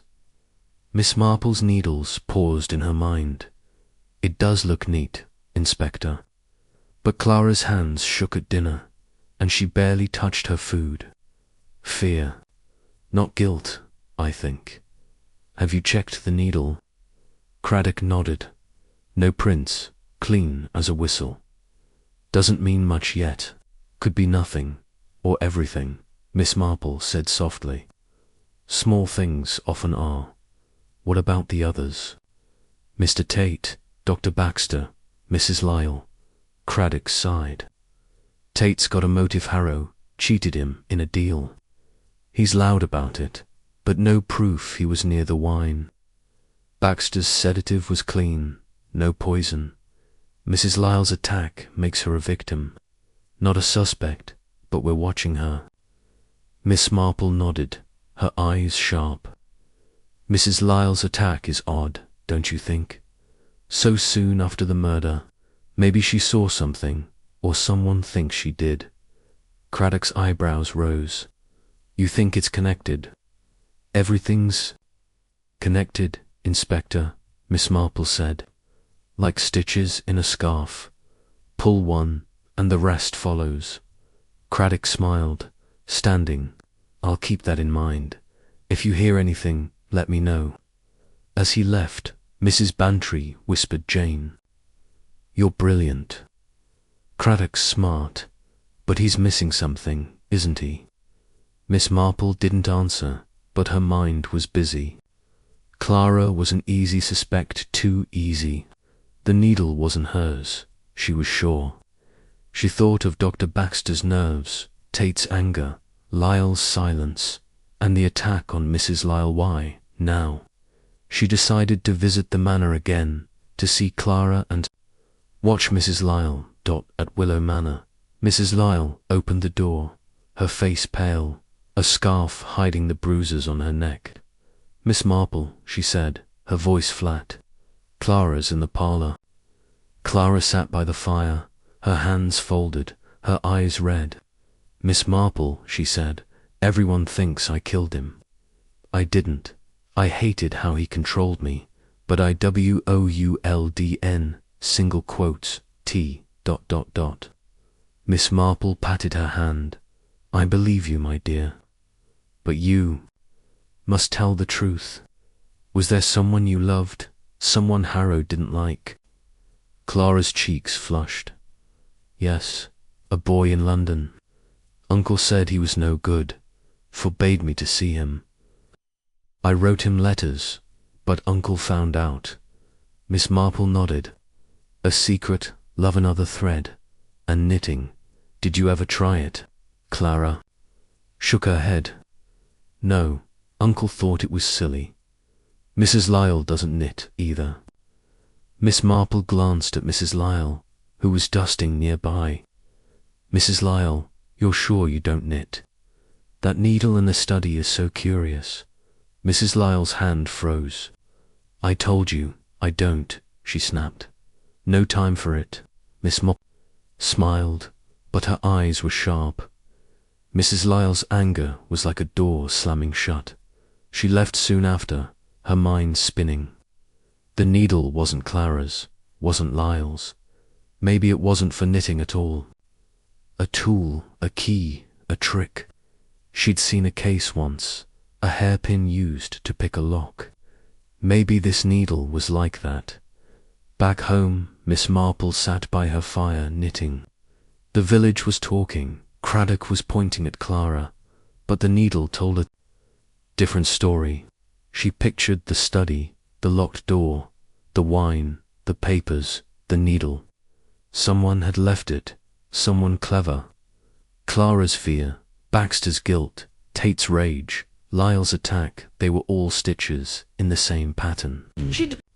Keep listening, watching, waiting. The needle would speak, and the killer would slip. Chapter 9. A visit to Willow Manor. The late morning sun broke through the clouds over St. Mary Mead, casting a soft glow on the village's stone cottages and winding lanes. The air carried the crisp scent of autumn leaves, but the warmth of summer lingered, making the day feel hopeful despite the dark cloud of Reginald Harrow's murder and the recent attack on Mrs. Lyle. Miss Jane Marple sat in her small parlour, her knitting needles clicking softly, her mind weaving through the puzzle of the knitting needle found in Harrow's study. That silver needle, tucked under a chair in a locked room, was no accident. It was a clue, sharp and out of place, and Miss Marple was determined to find its meaning. Today she'd visit Willow Manor, using the excuse of returning a borrowed book to Clara. The manor held secrets, and she meant to uncover them. Miss Marple tucked her knitting into a basket and picked up a slim novel, Pride and Prejudice, which she'd decided was her pretext for the visit. She didn't recall Clara borrowing it, but nobody would question an old lady's memory. She put on her coat, a soft grey one, and a hat with a modest brim, then stepped out into the village. The lanes were quiet, but eyes peeked from behind curtains. St. Mary Mead was watching, whispering, waiting for the next piece of news as she walked. Miss Marple thought about the suspect's Clara, with her sad eyes and secret love. Dr. Baxter, nervous and jumpy. Mr. Tate, burning with anger. And Mrs. Lyle, silent as a locked door, even after her attack. The needle didn't belong to Clara or Mrs. Lyle, they'd said, but someone had left it in the study. A tool, perhaps, or a sign. She remembered a case from years ago in Upper Chipping, where a hairpin opened a hidden drawer. Maybe this needle was like that, a key to something hidden. Willow Manor loomed at the edge of the village, its stone walls tall and cold despite the sunlight. The gravel path crunched under Miss Marple's shoes as she approached the heavy oak door carved with vines. She knocked, and Mrs. Lyle opened it, her grey hair pulled tight, a faint bruise peeking above her scarf. Her eyes narrowed. "Miss Marple," she said, her voice flat. "What brings you here?" "I've come to see Clara," Miss Marple said, holding up the book. "She lent me this, and I thought she'd like it back. Is she in?" Mrs. Lyle hesitated, then stepped aside. "She's in the parlour, not feeling well, though." Miss Marple smiled, stepping into the grand hall. The chandelier sparkled above, and the polished wood floor gleamed. Portraits stared down, their eyes following her as she walked to the parlour. Mrs. Lyle trailed behind, her steps silent but heavy, like someone carrying a weight. Miss Marple noticed her hands, red and rough, gripping a dustcloth. Nervous, or just tired? She wondered. The parlour was warm, with a fire crackling in the hearth, and soft chairs arranged around a low table. Clara sat by a window, her dark hair loose, her green dress crumpled. She looked up, her face pale but her eyes brightening. "Miss Marple," she said, standing, "it's kind of you to come." "My dear," Miss Marple said, setting the book on the table, "I thought you might like this back, and I wanted to see how you're holding up." Clara's smile faded. "Not well. Everyone thinks I killed Uncle Reginald." The police keep asking questions, and I don't know what to say. Miss Marple sat beside her, her hands folded. Just tell the truth, Clara. It's always enough. You said your uncle was strict. Did he ever talk about his business or enemies? Clara shook her head, her hands twisting her skirt. He kept that private. But Mr. Tate came often, arguing about money. Uncle laughed it off, said Tate was a fool. And Dr. Baxter, he was here a lot, checking Uncle's health. Said he was fine, but Uncle didn't seem fine. He was tired, snappy. Miss Marple nodded, her eyes on Clara's hands. No knitting needles here, no yarn. Do you ever knit, Clara? I thought I saw a needle in the study that night. Clara's eyes widened. Knit? No, never. Uncle thought hobbies were a waste. I tried painting once, but he sold my brushes. Her voice broke, and she looked away. Miss Marple patted her hand. I'm sorry, my dear. And Mrs. Lyle, does she knit? Mrs. Lyle, who'd been dusting a shelf nearby, turned sharply. I told you, I don't knit, she said, her voice like a snapped twig. Too much work here to bother with needles. Of course, Miss Marple said, her smile gentle but her eyes sharp. Mrs. Lyle's quick answer was like a door slamming. Shut, she stood, glancing around the parlour. The room was tidy, but the air felt heavy, as if the manor itself held its breath. Clara, may I see the study? I left my shawl there that night, I think.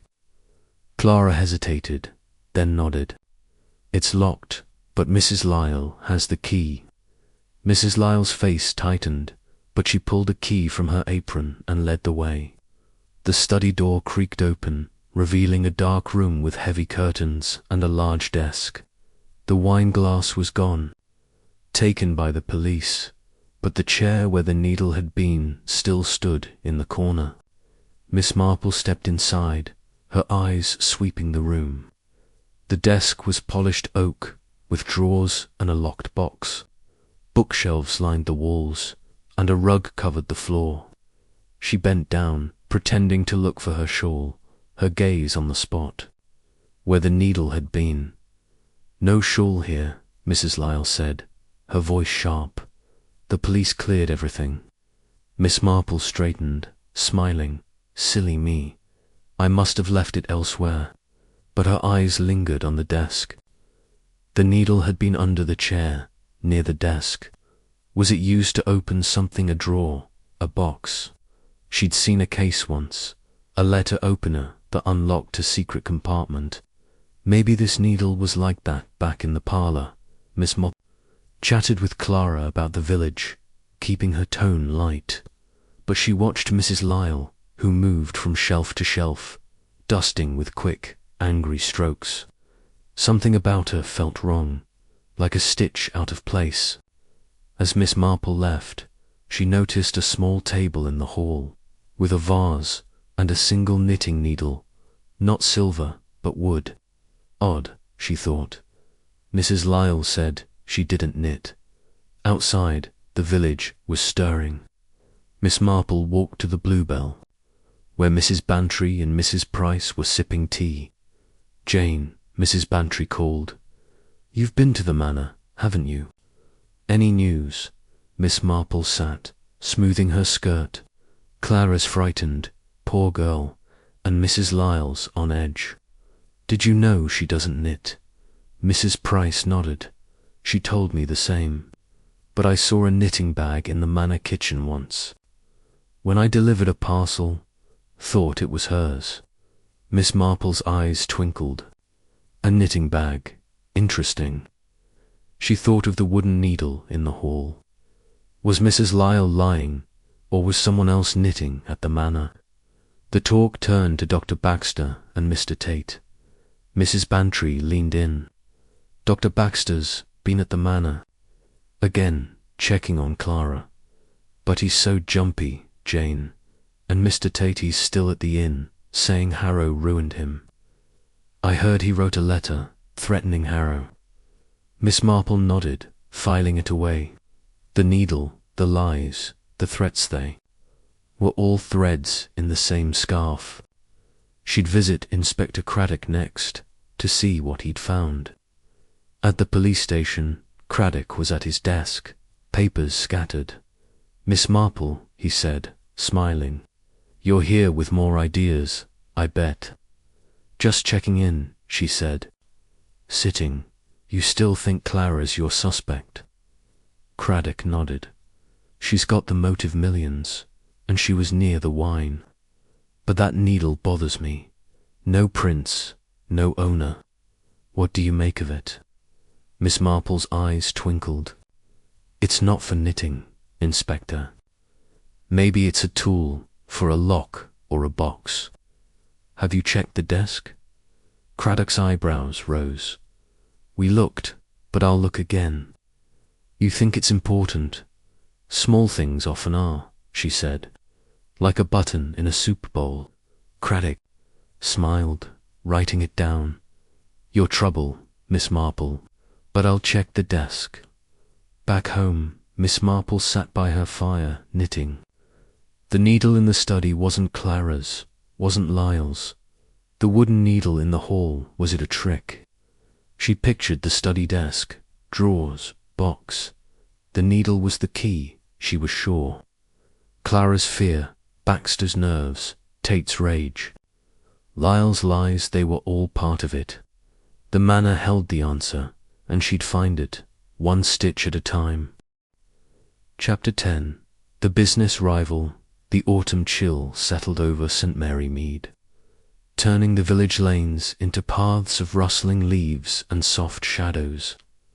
The murder of Reginald Harrow and the attack on Mrs. Lyle had woven a thread of fear through the cosy cottages, and every conversation buzzed with suspicion. Miss Jane Marple sat by her parlour window, her knitting needles clicking like a quiet clock, her mind fixed on the silver knitting needle found in her rose study. It was a clue, sharp and strange, left in a locked room with a dead man. She knew it held the secret to the killer's identity, but secrets needed coaxing, like a shy cat from under a chair. Today, she'd follow a new lead, Mr. Tate, the businessman with a grudge against Harrow, whose anger seemed to burn brighter than the others.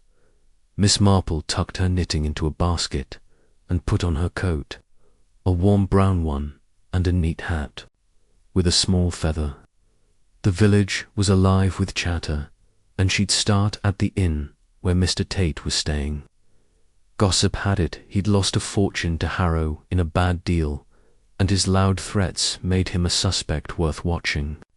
As she stepped outside, the air smelled of wood smoke and damp earth, and the church spire stood sharp against the grey sky. St. Mary Mead looked peaceful, but Miss Marple felt the tension, like a scarf knitted too tight. The inn, the Three Crowns, was an old building with creaky floors and the smell of ale. Inside, the bar was quiet, save for a few farmers nursing pints. Mr. Tate sat in a corner, his suit crumpled, a glass of whiskey in his hand. His face was red, his eyes hard, and he looked up as Miss Marple approached. "Miss Marple," he said, his voice rough, "come to poke around, have you?" "Just a chat," she said, sitting across from him, her hands folded. "I'm sorry about Mr. Harrow. I heard you two had business together." Tate snorted, sipping his drink. "Business? He swindled me. Took my money in a deal, said it was a sure thing, then pulled out and left me with nothing.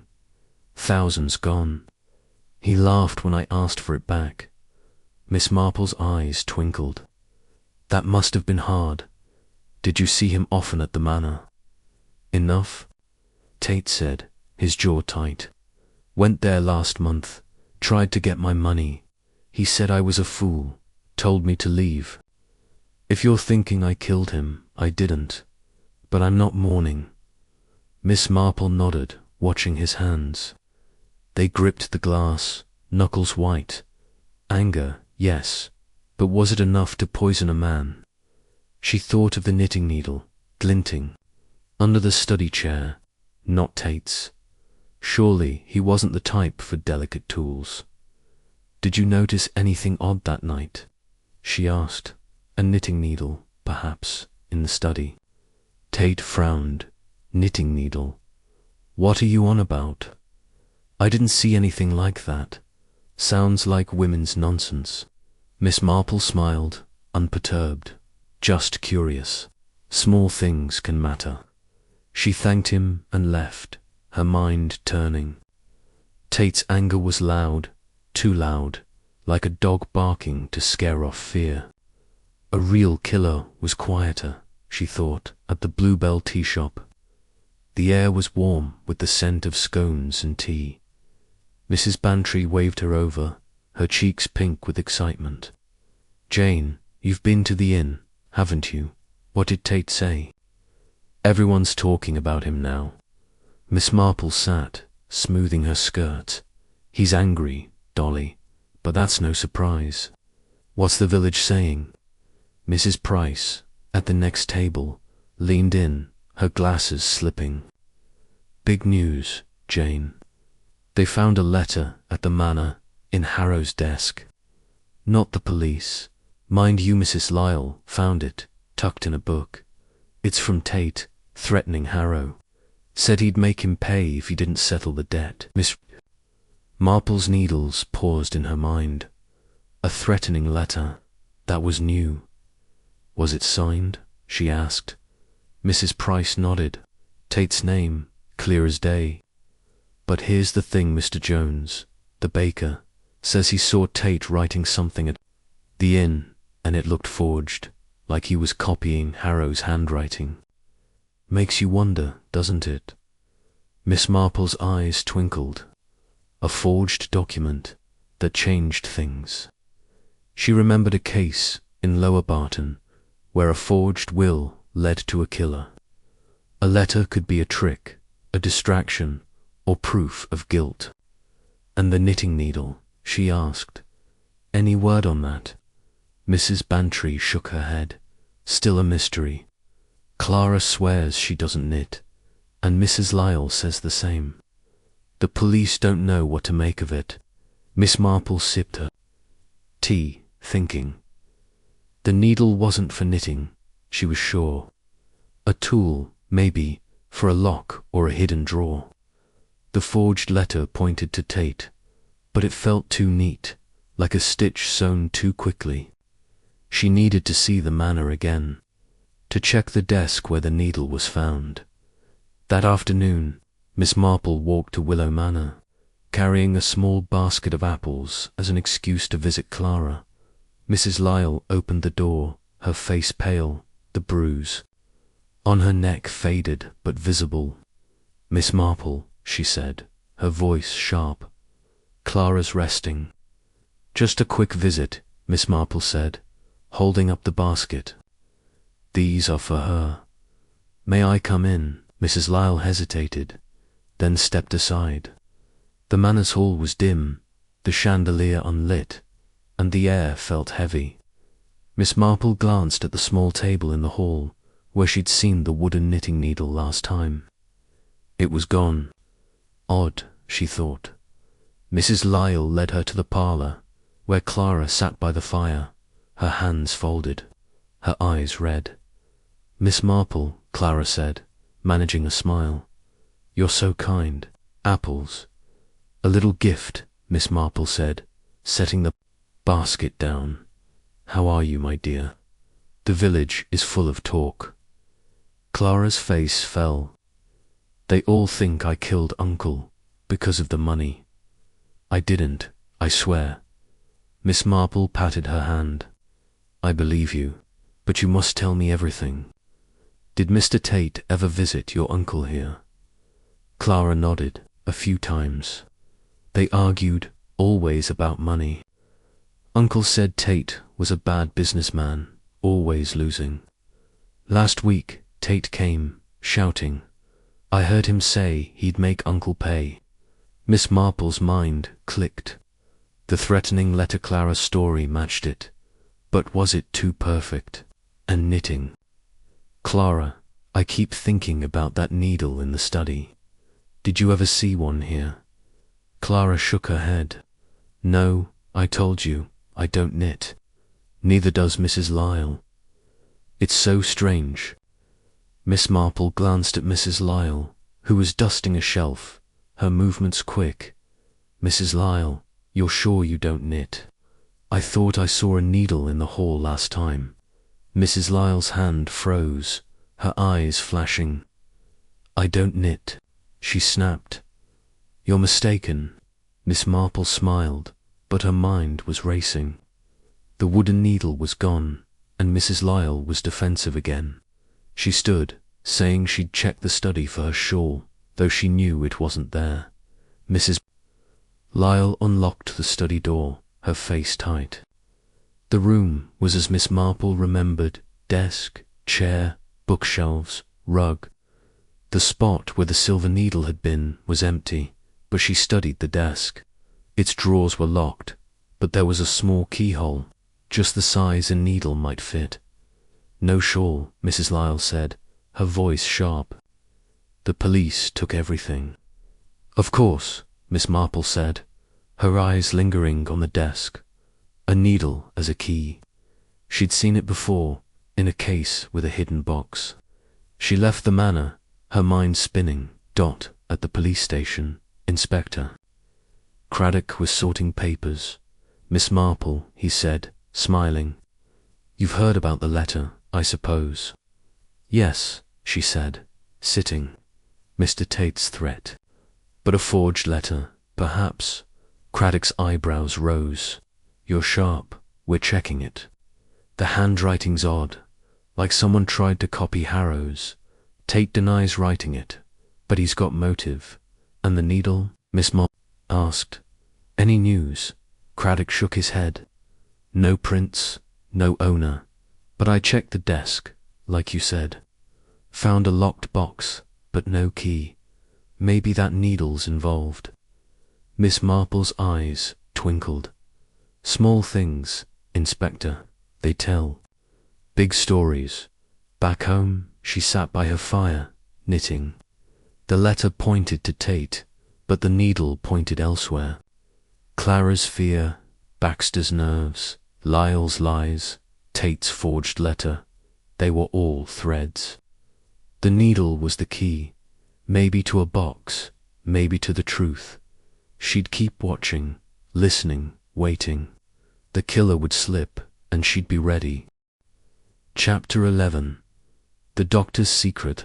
The autumn air in St. Mary Mead was sharp, carrying the scent of damp leaves and chimney smoke as the village settled into another uneasy day. Reginald Harrow's murder and the attack on Mrs. Lyle had woven a thread of fear through the cosy cottages, and every whisper added a new twist to the mystery. Miss Jane Marple sat in her parlour, her knitting needles clicking like a soft metronome, her mind fixed on the silver knitting needle found in Harrow's study. That needle, glinting under a chair in a locked room, was no accident. It was a clue, sharp and strange, and she was determined to unravel its meaning. The suspects, Clara, Dr. Baxter, Mr. Tate, and Mrs. Lilich, had secrets, and today Miss Marple sensed a new thread was about to show itself.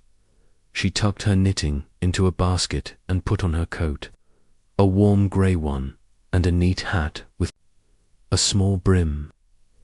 The village was alive with talk, and she'd start at the chemist's shop, where Dr. Baxter often stopped. Gossip had it he'd been jumpy since the murder, and his role as Harrow's doctor made him a puzzle piece worth examining. As she stepped outside, the cobblestone lanes sparkled with morning dew, and the church spire stood tall against a cloudy sky.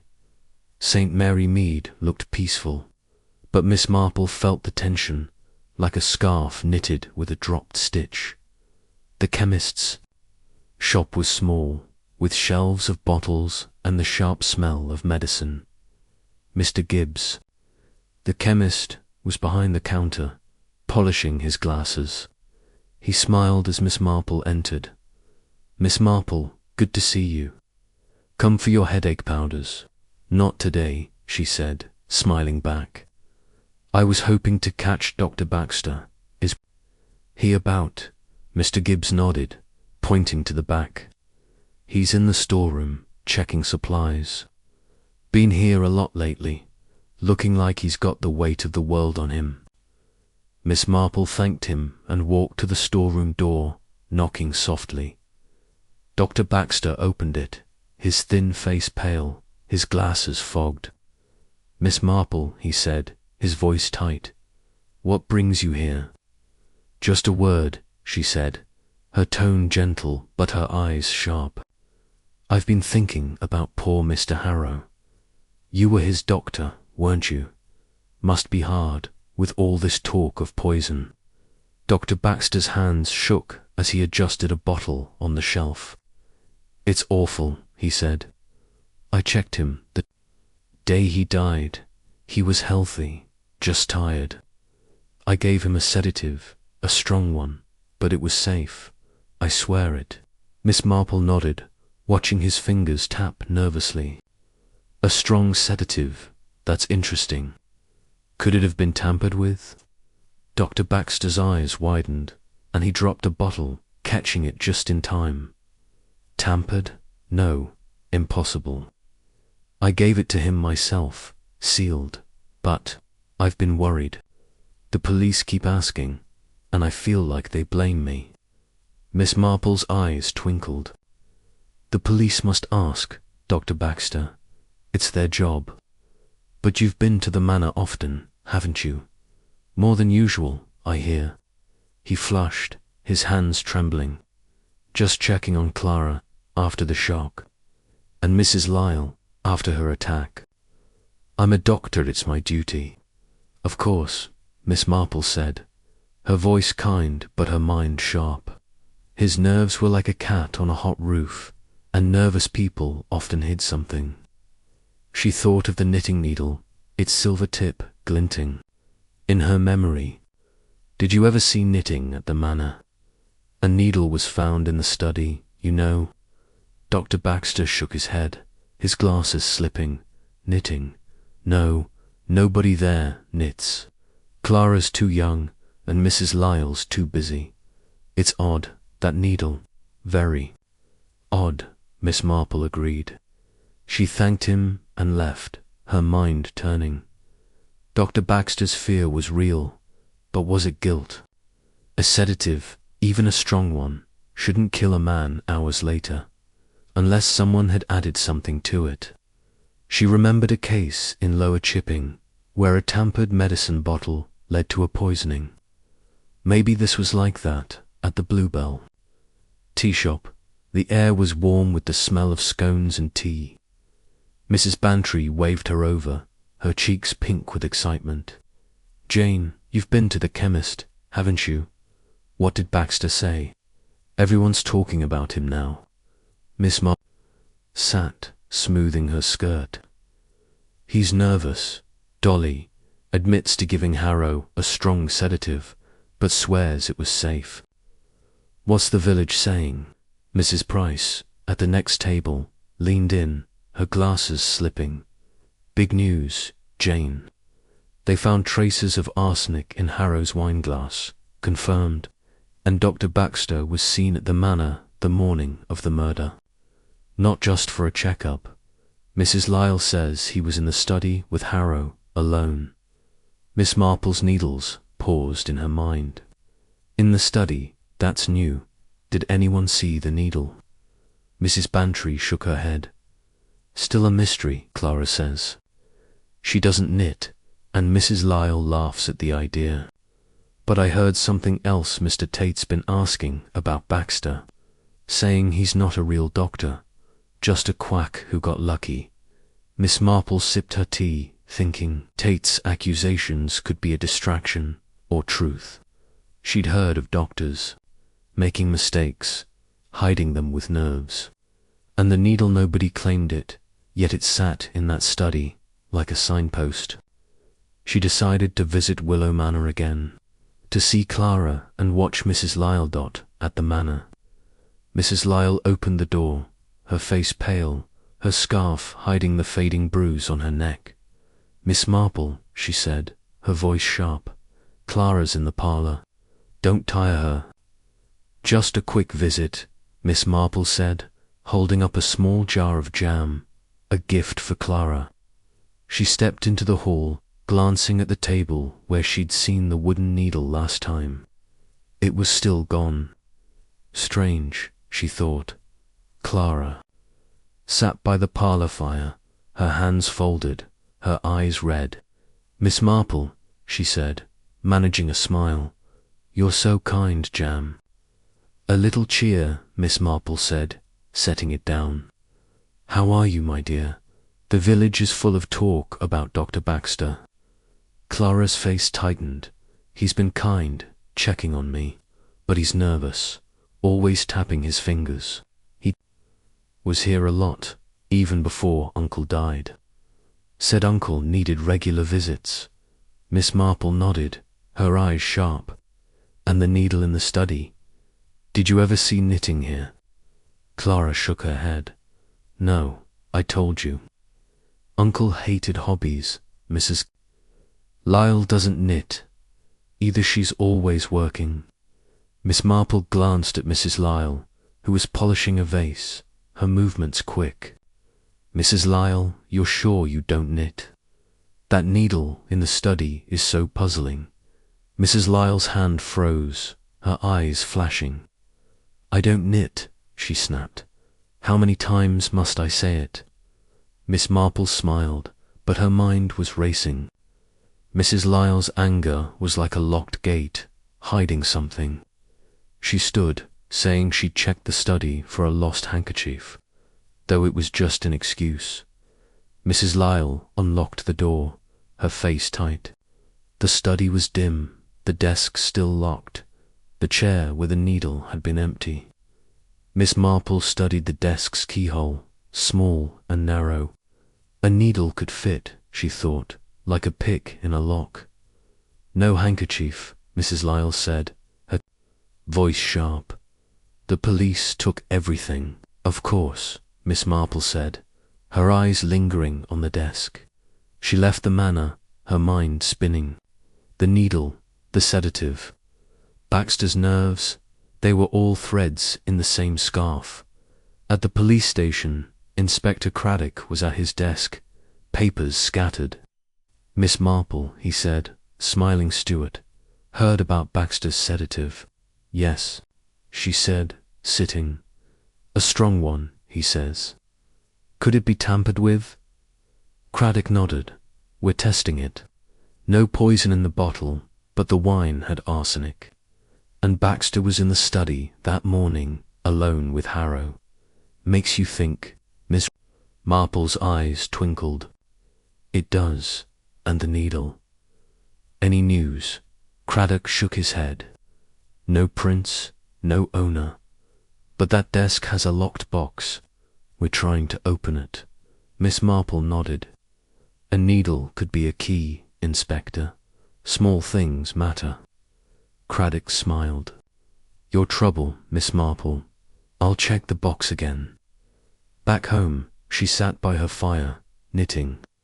Baxter's secret, Tate's letter, Clara's fear, Lyle's lies, the needle tied them together.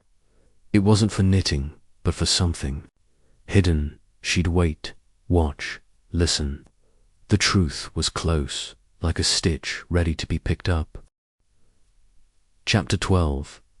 The knitting needle's tale. The autumn dusk settled over St. Mary Mead, painting the village in soft purples and greys. The air was cool, carrying the scent of fallen leaves and distant wood smoke, but the cosy cottages hid a restless unease. Reginald Harrow's murder and the attack on Mrs. Lyle had tangled the village in a web of suspicion, and every whisper wove a new thread. Miss Jane Marple sat in her parlour, her knitting needles clicking like a quiet heartbeat, her mind fixed on the silver knitting needle found in Harrow's study. That needle, glinting under a chair in a locked room, was no mistake. It was the key to the killer's secret, and today Miss Marple felt close to unlocking it. A thought had sparked, bright and sharp, like the needle itself. It wasn't for knitting, but for something hidden. Perhaps a compartment in Harrow's desk. She tucked her knitting into a basket and put on her coat, a warm blue one and a neat hat with a small feather. The village was buzzing, and she'd start at the Bluebell tea shop, where gossip flowed like tea from a pot. But first, she'd visit Willow Manor again to test her new theory about the needle. As she stepped outside, the cobblestone lanes were quiet, but eyes watched from behind lace curtains. St. Mary Mead was waiting, and Miss Marple was listening. The tea shop was warm, the air thick with the smell of fresh scones and strong tea. Mrs. Bantry waved her over, her cheeks pink with excitement. "Jane, you're out early. The village is in a tizzy, Inspector. Craddock's been asking about a locked box in Harrow's desk. They can't open it." Miss Marple sat, smoothing her skirt. "A locked box. That's interesting, Dolly. Did they say anything about the knitting needle?" Mrs. Bantry's eyes widened. "That needle again. You're obsessed, Jane." "No, they didn't mention it, but Mrs. Price says Clara's been crying all day, and Dr. Baxter's been at the manor again, looking like a ghost." Miss Marple sipped her tea, her mind racing. A locked box in the desk, and a needle nearby. She remembered a case in Upper Chipping years ago, where a hairpin opened a hidden compartment in a jewellery box, revealing a stolen will. The needle could be a tool, she thought, used to pick a lock or trigger a spring. "What else have you heard?" she asked. Mrs. Price, at the next table, leaned in, her glasses slipping. "Big news, Jane. They found a letter in Harrow's study, not the one from Tate. This one was hidden, tucked in a book. It's in code, they say," and Craddock stumped. Miss Marple's needles paused in her mind. A coded letter that changed things. And Mr. Tate, any more about him? Mrs. Bantry nodded. "He's still at the inn, ranting about Harrow's dirty deals. Says he's glad he's dead, but swears he didn't do it. And Mrs. Lyle, she's back at work, but quiet. Too quiet, if you ask me." Miss Marple smiled, filing it all away. The needle, the box, the letter, they were connected, she was sure. She thanked the women and headed to Willow Manor, carrying a small bundle of lavender as an excuse to visit Clara. The manor loomed at the village's edge, its stone walls cold despite the fading sunlight. She knocked, and Mrs. Lyle opened the door, her face pale, her scarf hiding the bruise on her neck. "Miss Marple," Mrs. Lyle said, her voice sharp. "Clara's in the parlour. Don't stay long, she's tired. Just a quick visit," Miss Marple said, holding up the lavender. "A little gift." She stepped into the hall, glancing at the table where she'd seen the wooden needle before, still gone. She followed Mrs. Lyle to the parlour, where Clara sat by the fire, her dark hair loose, her hands folded. "Miss Marple," Clara said, her voice soft. "You're so kind, Lavender." "To cheer you up," Miss Marple said, setting it down. "How are you, my dear? The village is full of talk about a letter found in the study." Clara's eyes widened. "A letter? I didn't know. The police don't tell me anything. They still think I killed Uncle." Miss Marple patted her hand. "They're doing their job. Did your uncle keep secrets? A locked box, perhaps?" Clara nodded, her face pale. "He had a box in his desk. Always locked. Said it was for business papers. I never saw inside. Miss Marple's eyes twinkled. And knitting. That needle in the study, did you ever see it before? Clara shook her head. No, I told you. I don't knit, and neither does Mrs. Lyle. It's so strange. Miss Marple glanced at Mrs. Lyle, who was dusting a shelf, her movements quick. Mrs. Lyle, you're sure you don't knit? That needle is such a puzzle. Mrs. Lyle's hand froze, her eyes flashing. I don't knit, she snapped. I've said it enough. Miss Marple smiled, but her mind was racing. Mrs. Lyle's anger was like a locked door, and locked doors hid secrets. She stood, saying she'd checked the study for a lost glove, though it was just an excuse. Mrs. Lyle unlocked the door, her face tight. The study was dim, the desk still there, its locked box untouched. Miss Marple bent down, pretending to look under the chair, her eyes on the desk's keyhole. It was small, narrow, just the size for a needle. No glove, Mrs. Lyle said, her voice sharp. The police took everything. Of course, Miss Marple said, but her mind clicked. The needle wasn't for knitting, it was a tool, used to open the box. She pictured it, a killer, clever and quick, using the needle to unlock a compartment, hiding a letter that told the truth. She left the manor, her heart quickening. At the police station, Inspector Craddock was at his desk, papers scattered. Miss Marple, he said, smiling. You've heard about the letter, I bet. Yes, she said, sitting. In code, I hear. And a locked box. Craddock nodded. We can't open it, yet no key. The letter's strange, full of numbers. We're sending it to an expert. But Clara's still our main suspect. Opportunity. Miss Marple's eyes twinkled. She's an easy choice, Inspector. But that needlet was used to open the box, I think. A hidden compartment with the real letter inside. Craddock's eyebrows rose. A needle as a key. That's a new one. I'll have the desk checked again. Miss Marple nodded. Small things, Inspector. They tell big stories. Back home, she sat by her fire, knitting. The needle wasn't Clara's, wasn't Lyle's. It was a tool used to hide a letter that named the killer. Clara's fear, Baxter's nerves, Tate's rage, Lyle's lies, they were all threads, and the needle was the stitch that held them together. She'd wait, watch, listen.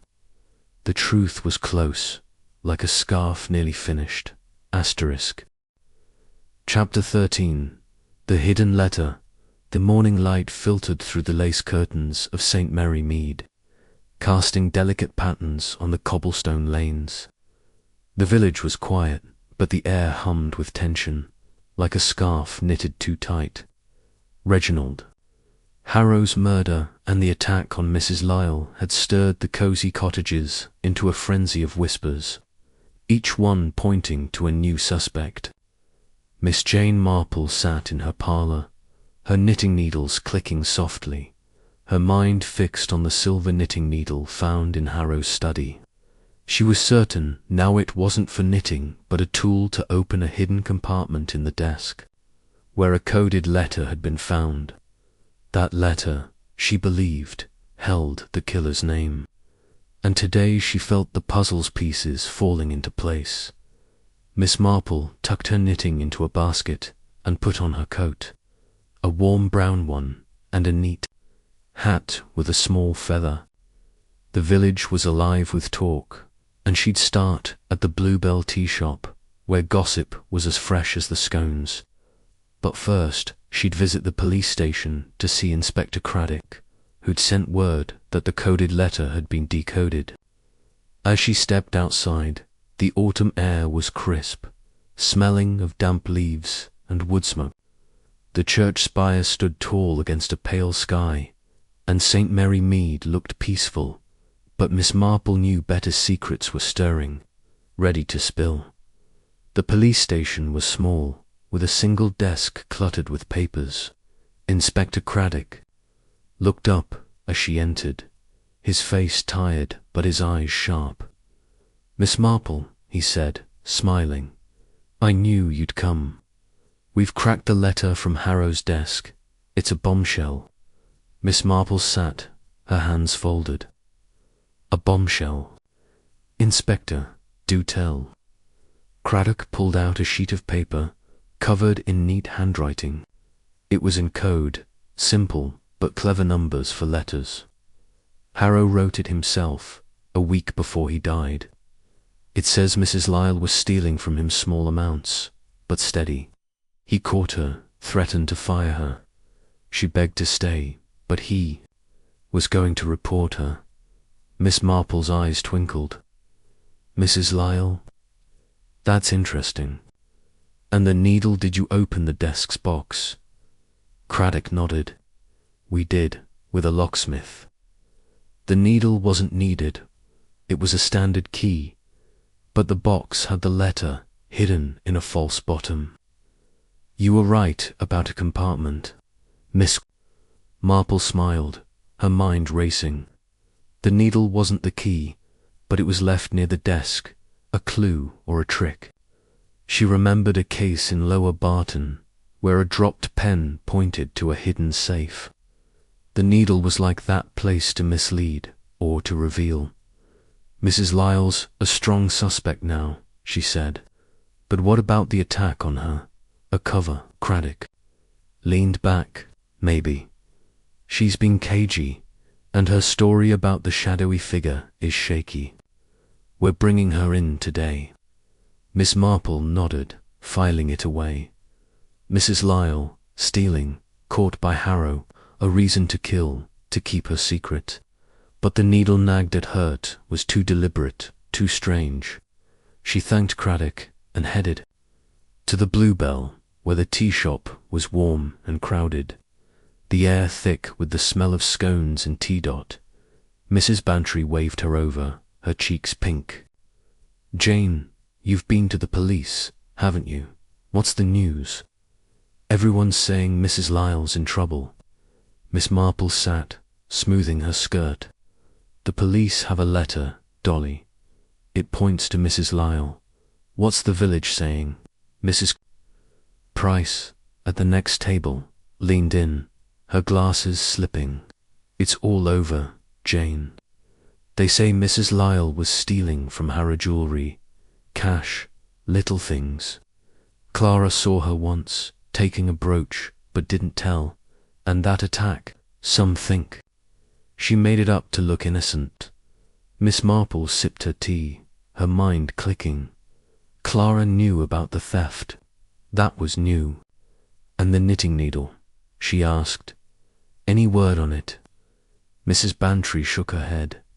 "Still a mystery. Clara swears she doesn't knit, and Mrs. Lyle laughs at the idea. But I heard something Adeline, the vicar's maid, saw a knitting bag in the manor kitchen weeks ago, before the murder." Miss Marple's eyes twinkled. "A knitting bag? That's curious." She thought of the wooden needle she'd seen in the manor hall, now gone. Mrs. Lyle had denied knitting, but lies were like dropped stitches. They showed eventually, after tea. Miss Marple walked to Willow Manor, carrying a small jar of honey as an excuse to see Clara. The manor loomed, its stone walls cold in the fading light. She knocked, and Mrs. Lyle opened the door, her face pale, her eyes sharp. "Miss Marple," she said, her voice tight. "Clara's resting." "Just a quick visit," Miss Marple said, holding up the honey. "A gift for her." She stepped into the hall, glancing at the table where the wooden needle had been, still gone. Mrs. Lyle led her to the parlour, where Clara sat by the fire, her hands folded, her eyes red. "Miss Marple," Clara said, her voice soft, "you're so kind, honey." "To cheer you up," Miss Marple said, setting it down. "The village is talking about a letter, Clara. They say Mrs. Lyle was stealing from your uncle, did you know?" Clara's face paled. I saw her once, with a brooch. I didn't tell Uncle he'd have been furious. I thought she'd stop." Miss Marple nodded, watching Clara's hands. They trembled like leaves in a breeze, and knitting. "That needle in the study, did you ever see it before?" Clara shook her head. "No, I told you, I don't knit. Mrs. Lyle doesn't either, she's always working." Miss Marple glanced at Mrs. Lyle, who was dusting a shelf, her movements quick. "Mrs. Lyle, you're sure you don't knit? I keep thinking of that needle." Mrs. Lyle's hand froze, her eyes flashing. "I don't knit," she snapped. "You're wasting time with that nonsense." Miss Marple smiled, but her mind was racing. Mrs. Lyle's anger was like a wall, hiding something. She stood, saying she'd checked the study for a lost scarf. Though it was an excuse. Mrs. Lyle unlocked the door, her face tight. The study was dim, the desk still there, its locked box now open. Miss Marple studied the chair where the needle had been, then the desk's false bottom, revealed by the police. The needle wasn't the key, but it was left nearby, a deliberate clue. "No scarf," Mrs. Lyle said, her voice sharp. "The police took everything." "Of course," Miss Marple said, her eyes lingering on the desk. The needle was a misdirection, she thought, left to point away from the killer. Mrs. Lyle, caught stealing, had the motive, and her attack felt staged. A cover to deflect suspicion. Miss Marple left the manor and walked to the church, where Mr. Clement was tending the roses. "Miss Marple," he said, "this business with Mrs. Lyle is shocking. Stealing from Harrow. No wonder he was killed." Miss Marple nodded. "It's sad, isn't it? Did you ever see knitting at the manor?" The vicar shook his head. "No, but Clara mentioned Mrs. Lyle was secretive, always in the kitchen late. Maybe she was hiding more than theft." Miss Marple thanked him and headed home, her mind spinning. The letter named Mrs. Lyle, the needle was a trick, and the attack was a lie. She sat by her fire, knitting, the needles clicking. Mrs. Lyle had poisoned Harrow's wine, fearing exposure. The needle, left in the study, was meant to confuse, to point to someone else. Clara's fear, Baxter's nerves, Tate's rage, they were distractions. The truth was clear, like a finished scarf. She'd tell Craddock tomorrow, with proof from the letter and the needle's tail. Chapter 14. The final stitch. The evening sky over St. Mary Mead was a deep velvet blue, dotted with stars that glimmered like pins in a sewing box. The village was quiet, its cobblestone lanes empty, but a nervous energy lingered, as if the cottages themselves were holding their breath. Reginald Harrow's murder and the attack on Mrs. Lyle had woven a web of suspicion through St. Mary Mead, and the whispers of poison, theft, and betrayal had reached a fever pitch. Miss Jane Marple sat in her parlour, her knitting needles silent. For once, her mind weaving the final threads of the mystery.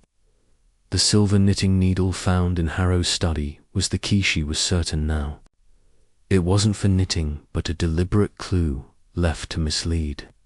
And the coded letter from the desk's hidden compartment had named the killer Mrs. Lyle, the housekeeper who'd poisoned Harrow to hide her theft. Miss Marple had shared her theory with Inspector Craddock that morning, and he'd agreed to gather the suspects at Willow Manor tonight to confront the truth. She put on her coat, a warm grey one, and a neat hat with a small brim, then stepped into the chilly night. The air smelled of frost and wood smoke, and the village glowed softly under lamplight. As she walked to the manor, her steps steady but her heart quick, she thought of the suspects, Clara's trembling fear, Dr. Baxter's nervous hands, Mr. Tate's burning anger, and Mrs. Lyle's tight-lipped silence. The needle and the letter had told their story, and tonight, Miss Marple would stitch it together. Willow Manor loomed at the village's edge, its stone walls dark against the starry sky. The heavy oak door, carved with vines, creaked open, and a policeman stood guard.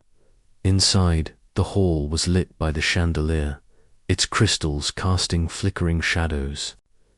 Inspector Craddock waited in the parlour, his face serious but kind. "Miss Marple," he said, nodding. "They're all here, Clara. Dr. Baxter, Mr. Tate, and Mrs. Lyle. You sure about this?" Miss Marple smiled, her eyes twinkling.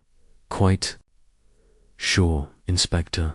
Small things, like a needle, tell big truths." The parlour was warm, the fire crackling in the hearth, but the air was thick with tension. Clara sat on a sofa, her hands twisting a handkerchief, her face pale. Dr. Baxter stood by a window, his glasses fogged, his fingers tapping nervously.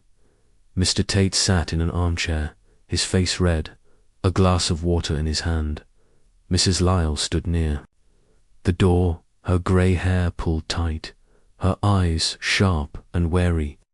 The vicar, Mr. Clement, was there too, his hands clasped, and Mrs. Bantry sat beside Miss Marple, her eyes wide with excitement. Craddock cleared his throat. "Thank you for coming. We've new evidence in Mr. Harrow's murder. Miss Marple's been helping, and she's got something to say." All eyes turned to Miss Marple, who stood, her small figure steady, her voice calm but firm. "It's a sad business," she began. "But murder always is. Mr. Harrow was poisoned, arsenic in his wine, in a locked study. The police found a letter hidden in a desk compartment, written in code. It said Mrs. Lyle was stealing from him jewellery, cash, small things. He caught her and planned to report her. Mrs. Lyle's face went white, but she didn't move. Clara gasped, her hands covering her mouth. Dr. Baxter's tapping stopped, and Mr. Tate's jaw tightened. Mrs. Bantry whispered, "Jane, you're brilliant." Miss Marple continued, "Mrs. Lyle had a motive to keep her theft secret. She poured the wine that night, had access to the study. But there was another clue, a knitting needle, found under a chair. Nobody claimed it. Clara doesn't knit, nor does Dr. Baxter or Mr. Tate. Mrs. Lyle said she didn't either, but I saw a wooden needle in the hall, then it vanished." Mrs. Lyle's eyes flashed. "I told you, I don't knit. That needle's nothing." Miss Marple's eyes twinkled. "Oh, but it's everything. It wasn't for knitting, it was a trick, left to confuse. I've seen it before, in a case in Chipping Cleghorn. A hairpin, dropped to mislead, pointed to a thief. This needle was placed near the desk, where Mrs. Lyle opened a hidden compartment to hide the letter. She didn't expect it to be found." Voice was small, Mrs. Lyle, but she was attacked. Miss Marple nodded. "Yes, and that was clever. Mrs. Lyle staged the attack, bruising her own neck, claiming a shadowy figure. It was a cover, to make her seem a victim, not a killer. But her lies were like dropped stitches they showed." Dr. Baxter spoke up, his voice shaky. "What about the sedative?" "I gave it to Harrow, but it was safe." Miss Marple smiled. "It was, Dr. Baxter. The poison was in the wine, not your medicine. You were nervous, but not guilty. And Mr. Tate, your anger was loud, but your forged letter was a distraction, not a crime." Mr. Tate sputtered, "Forged." "I didn't." Miss Marple raised a hand. "You didn't kill him, Mr. Tate. You wanted your money, but you didn't poison him.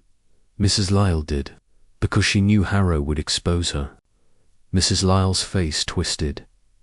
"You've no proof." An old lady's guesses. Craddock stepped forward, holding the coded letter. "We've proof, Mrs. Lyle. This letter, in Harrow's hand, names you.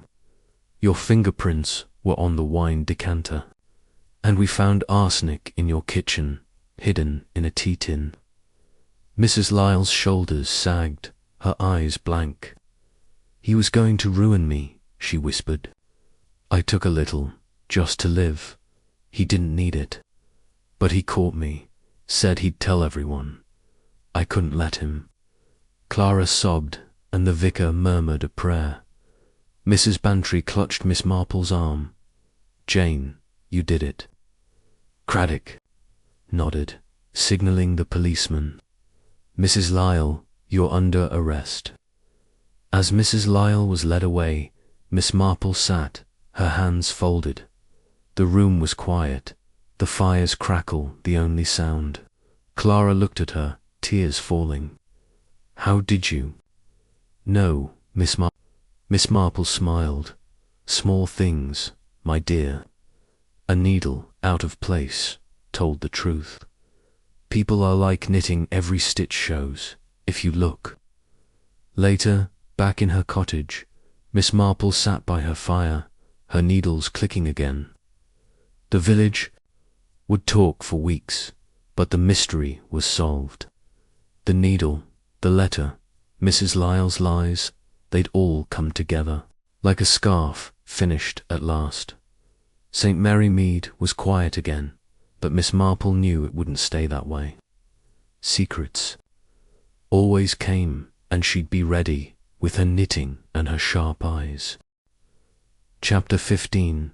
Echoes of the past. The autumn sun hung low over St. Mary Mead, bathing the village in a golden glow that softened the edges of its stone cottages and winding lanes.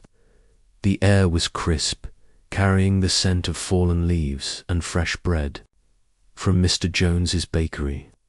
A week had passed since Mrs. Lyle's arrest for Reginald Harrow's murder, and the village was settling back into its cosy rhythm, though whispers of poison, theft, and the silver knitting needle still lingered like morning mist.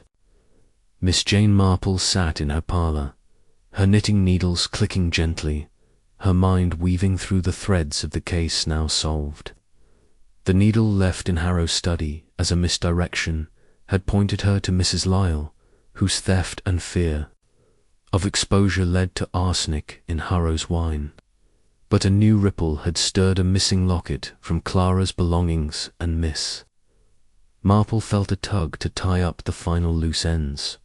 She tucked her knitting into a basket and put on her coat, a warm blue one, and a neat hat with a small feather.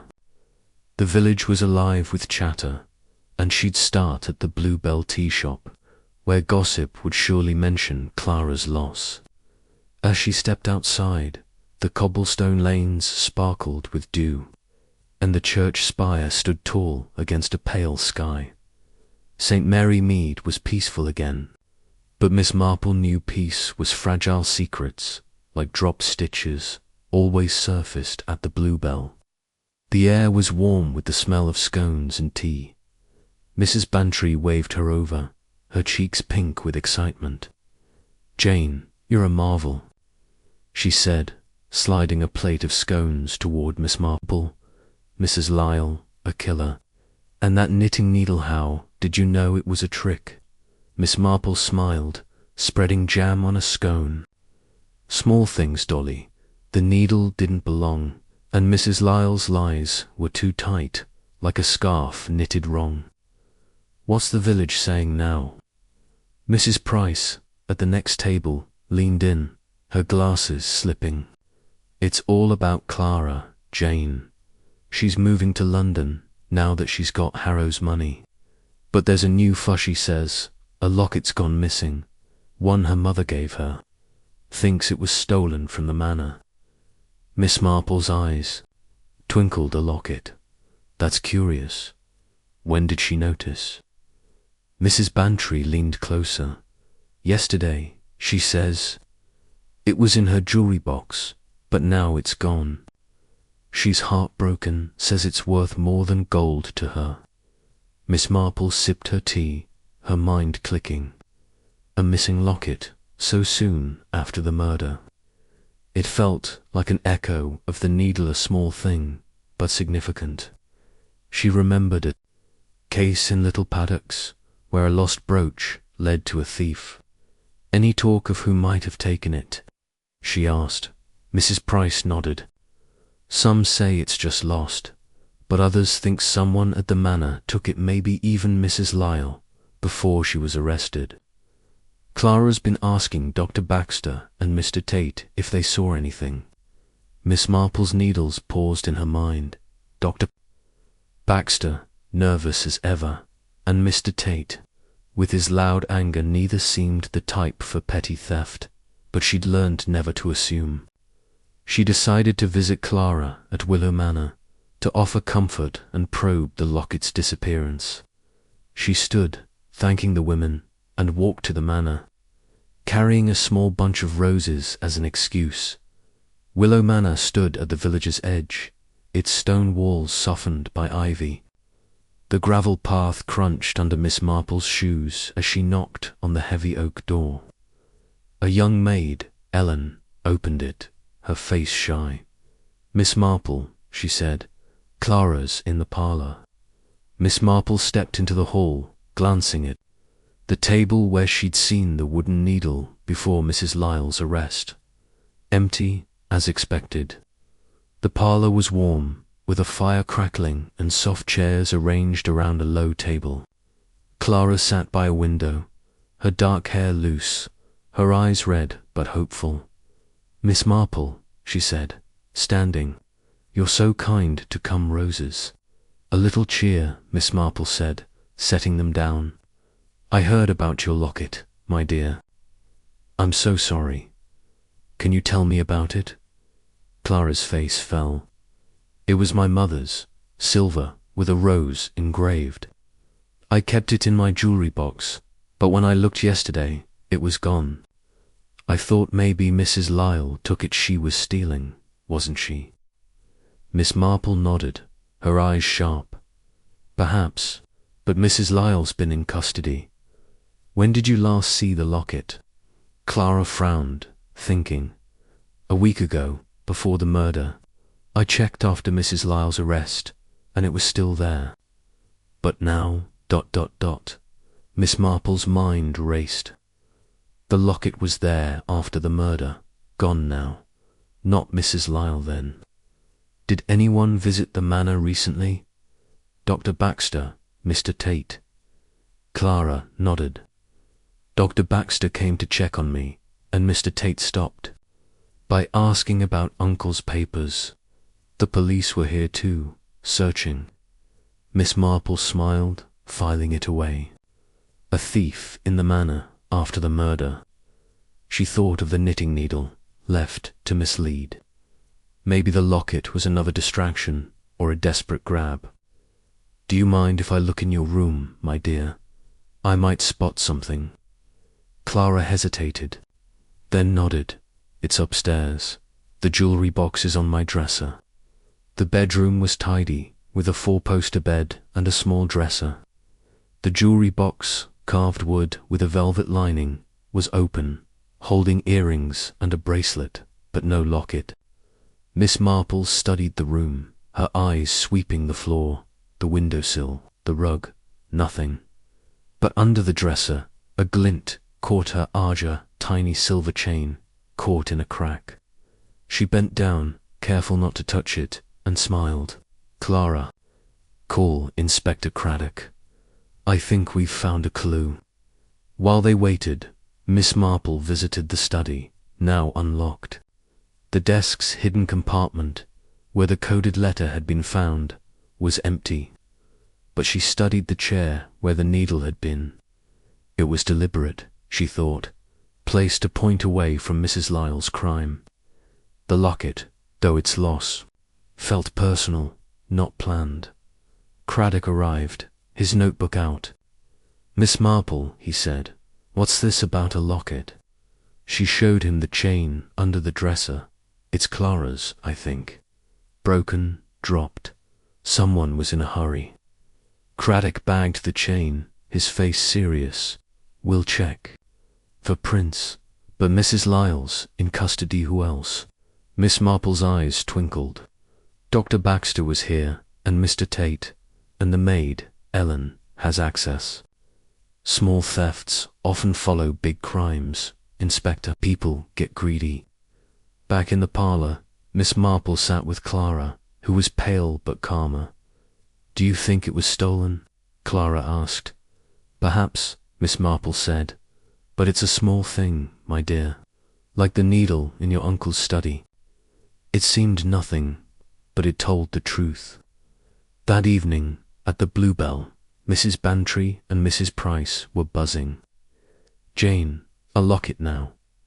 Mrs. Bantry said, You're a magnet for mysteries. Miss Marple smiled, sipping tea. The lockets. A loose thread, Dolly. The real mysteries solved Mrs. Lyle, poisoned Mr. Harrow, hid the letter, left the needle to confuse. But the locket, ... I think it's simpler. Craddock called later, confirming the chain's prints matched Ellen, the maid. She admitted taking it, he said. Thought it was forgotten, wanted to sell it. Not connected to the murder. Miss Marple nodded, her needles clicking. The locket was a small crime, born of opportunity, not murder. Clara was safe, the manor quiet, and St. Mary Mead could rest. She sat by her fire, knitting, the case complete. The needle had told its tale, and the village was cozy again, until the next secret came along. Chapter 16. A new thread in the village. The late autumn sun draped St. Mary Mead in a soft golden glow, its rays filtering through the bare branches of oak trees, casting long shadows across the cobblestone lanes. The village was settling back into its cozy rhythm after the shock of Reginald Harrow's murder and Mrs. Lyle's arrest. But a faint unease lingered, like a chill that wouldn't leave. The silver knitting needle, which had been the key to unravelling Mrs. Lyle's crime, still glinted in Miss Jane Marple's memory, a small clue, deliberately placed to mislead, that had led her to the truth. She sat in her parlour, her knitting needles clicking like a gentle heartbeat, her mind weaving through the village's latest ripple, a series of anonymous letters, accusing residents of petty crimes and secrets, stirring fear and suspicion. Miss Marple knew trouble, like a dropped stitch, could unravel a village, and she was determined to find the source. She tucked her knitting into a basket and put on her coat, a warm grey one, and a neat hat with a small brim. The air outside was crisp, smelling of frost and wood smoke, and the village lanes were quiet, though eyes peeked from behind lace curtains. St. Mary Mead was watchful, its cosy charm tinged with worry.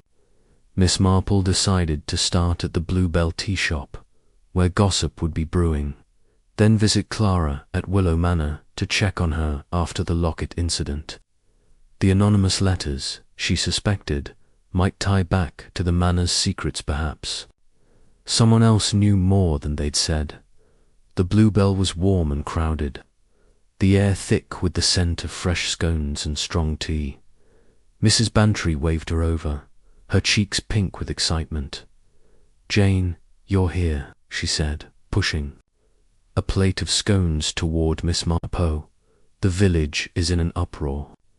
Anonymous letters, accusing all sorts of people, Mrs. Price of cheating at cards, Mr. Jones of shortchanging customers, even the vicar of neglecting his flock. Miss Marple sat, smoothing her skirt.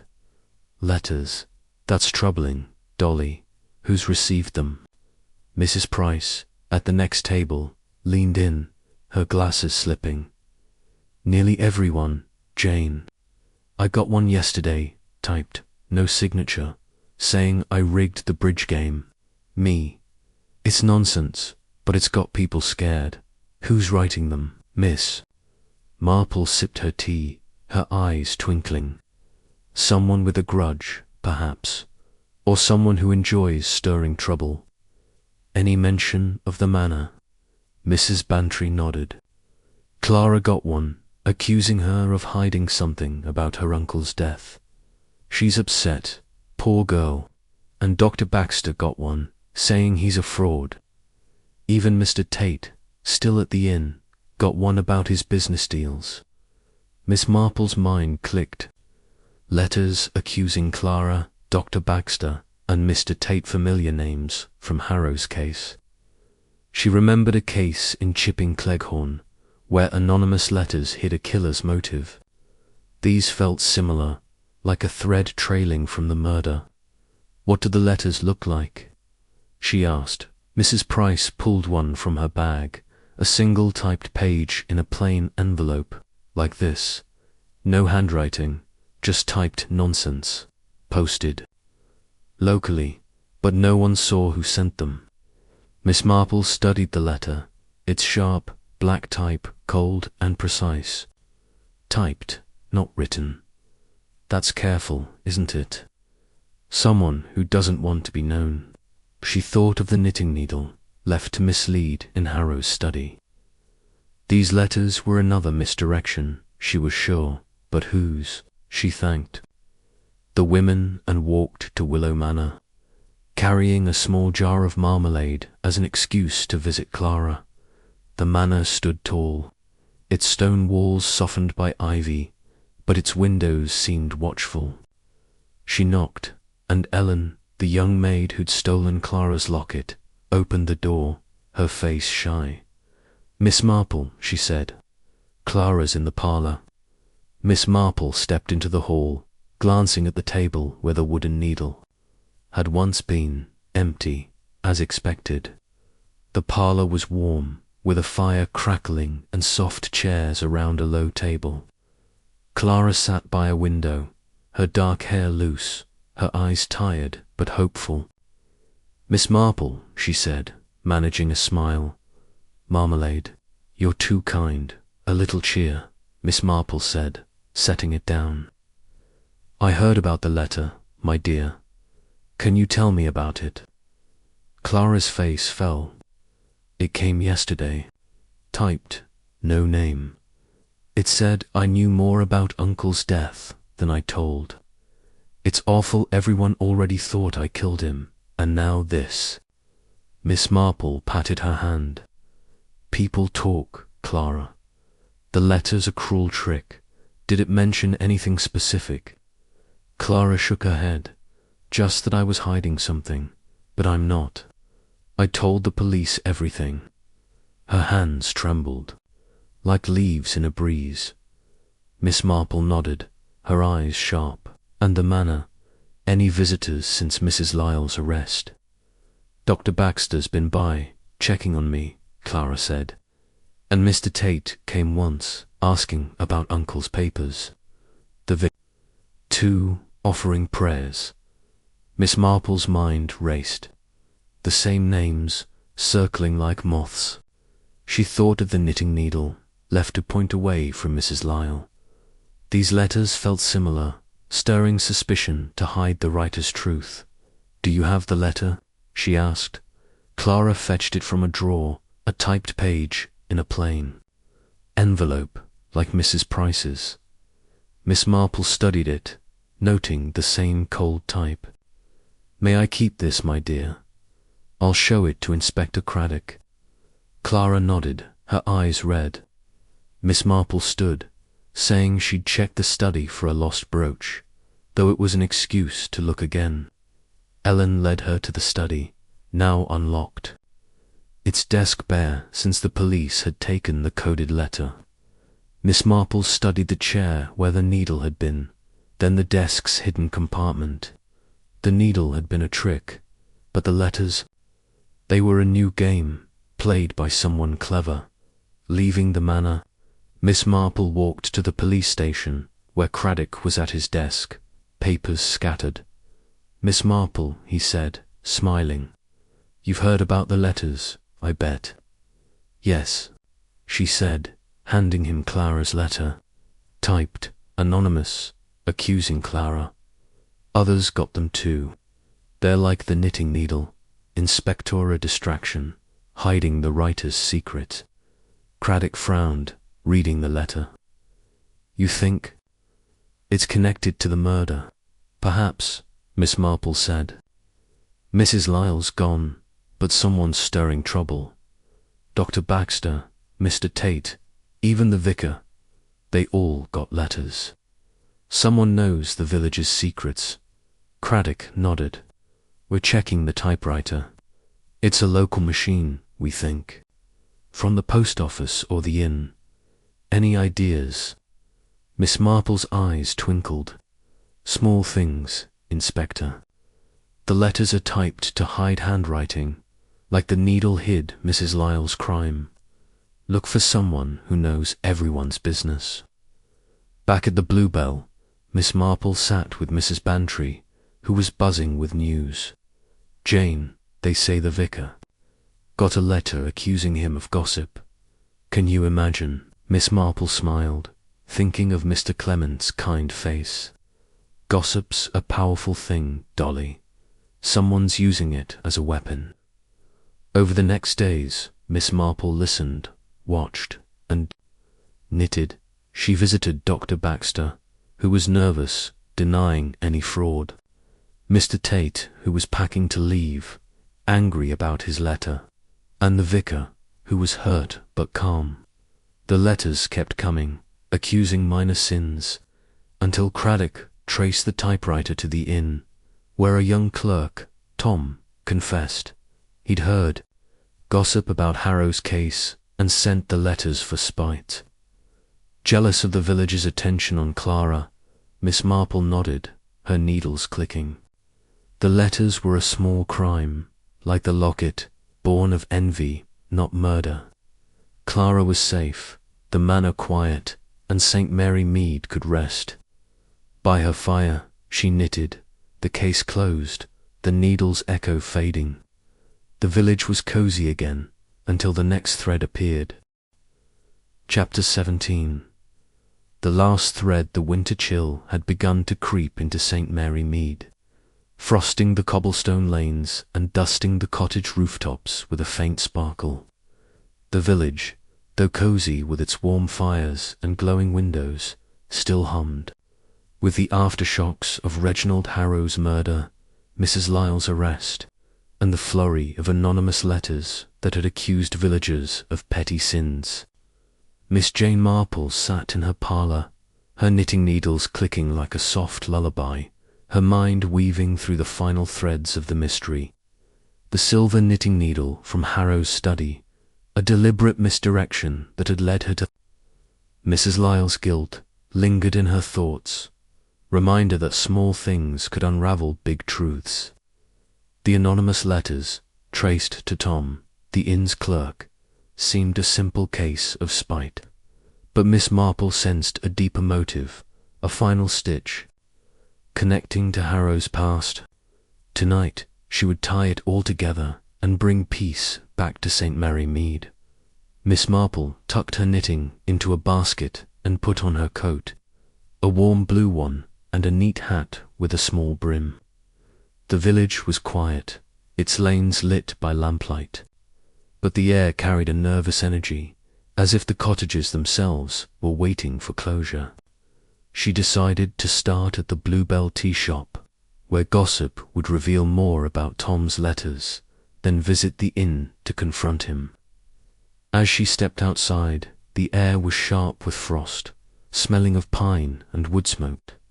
The church spire stood, tall against a starry sky, and St. Mary Mead looked peaceful, but Miss Marple knew secrets were like shadows they hid in plain sight. The Bluebell was warm and bustling, the scent of fresh scones and tea filling the air. Mrs. Bantry waved her, over her cheeks pink with excitement. "Jane, you're a wonder," she said, pushing a plate of scones toward Miss Marple. "Tom, that clerk at the inn, confessed to the letters, says he was just jealous, stirring trouble, but it's got the village in knots." Miss Marple sat, smoothing her skirt. "Jealousy can be a powerful thing, Dolly. but I wonder if there's more. What's the village saying? Mrs. Price, at the next table, leaned in, her glasses slipping. Everyone's got a letter now, Jane. Mine accused me of cheating at bridge, Mr. Jones of watering his milk, even Clara of hiding her uncle's secrets. Tom says he heard gossip and typed them up for fun, but it's cruel. Miss Marple sipped her tea, her eyes twinkling. Cruel, yes, but fun, I doubt it. The letters are typed, like the coded letter in Harrow's desk. That's careful, not playful. Any mention of the manor? Mrs. Bantry nodded. Clara got another one yesterday, saying she knew who killed her uncle and kept quiet. She's a wreck, poor girl. And Dr. Baxter got one, calling him a quack. Mr. Tate's leaving tomorrow, but his letter accused him of forging papers. Miss Marple's mind clicked. The letters echoed the murder case, Clara, Dr. Baxter, Mr. Tate, all tied to Harrow. She thought of the knitting needle, left to mislead in the study. These letters were another trick, she was sure, hiding a deeper truth. Do you have one of the letters? She asked. Mrs. Price handed her a typed page in a plain envelope, its words sharp and accusing. Miss Marple studied it, noting the same cold type as Clara's. Posted locally, she said, someone who knows the village well, I'll take. This to Inspector Craddock. She thanked the women and walked to the inn, the Three Crowns, its old beams creaking under the weight of years. The bar was quiet, with only a few patrons sipping ale. Tom, the young clerk, stood behind the counter, his face pale, his hands fidgeting. He looked up as Miss Marple approached, his eyes nervous. Miss Marple, he said, his voice low, I told the police everything. I sent the letters, just a stupid prank. Miss Marple smiled, her tone gentle but her eyes sharp. A prank, Tom. That's a lot of trouble typing, posting, hiding. Why did you do it? Tom's cheeks flushed. I was angry. Everyone was talking about Clara, the manor, the murder. I'm nobody here, just a clerk. I heard things gossip about Harrow's deals, Clara's money, Baxter's mistakes. I thought I'd stir things up. Miss Marple nodded, watching his hands. They trembled, like Clara's had during the murder case. And the manor. Did you hear anything specific about Mr. Harrow? Tom hesitated, his eyes darting.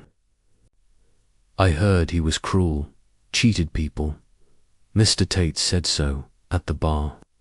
And Mrs. Lyleshie used to talk to me, before she was arrested. Said Harrow had enemies, people he'd hurt. Miss Marple's eyes twinkled. Mrs. Lyle, that's interesting. Did she mention a letter, or a needle? Tom shook his head. No, just that Harrow deserved what he got. I didn't mean harm, Miss Marple. I'll stop. Miss Marple thanked him and left, her mind racing. Tom's confession felt too simple, like a scarf with a hidden knot. Mrs. Lyle had talked to him, planted ideas. Was he her pawn, even from jail?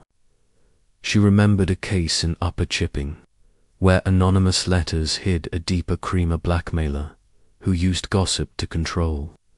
These letters felt like that, a final echo of Harrow's secrets. At the police station. Inspector Craddock was at his desk, papers scattered. Miss Marple, he said, smiling, you've got that look. What's on your mind? She handed him the letter. Tom says he sent these, but I think there's more, Inspector. Mrs. Lyle spoke to him before her arrest, fed him gossip. These letters aren't just pranks. They're tied to Harrow's murder, stirring old wounds. Craddock frowned, reading the letter. You think Mrs. Lyle planned this? She's in custody. Miss Marple nodded.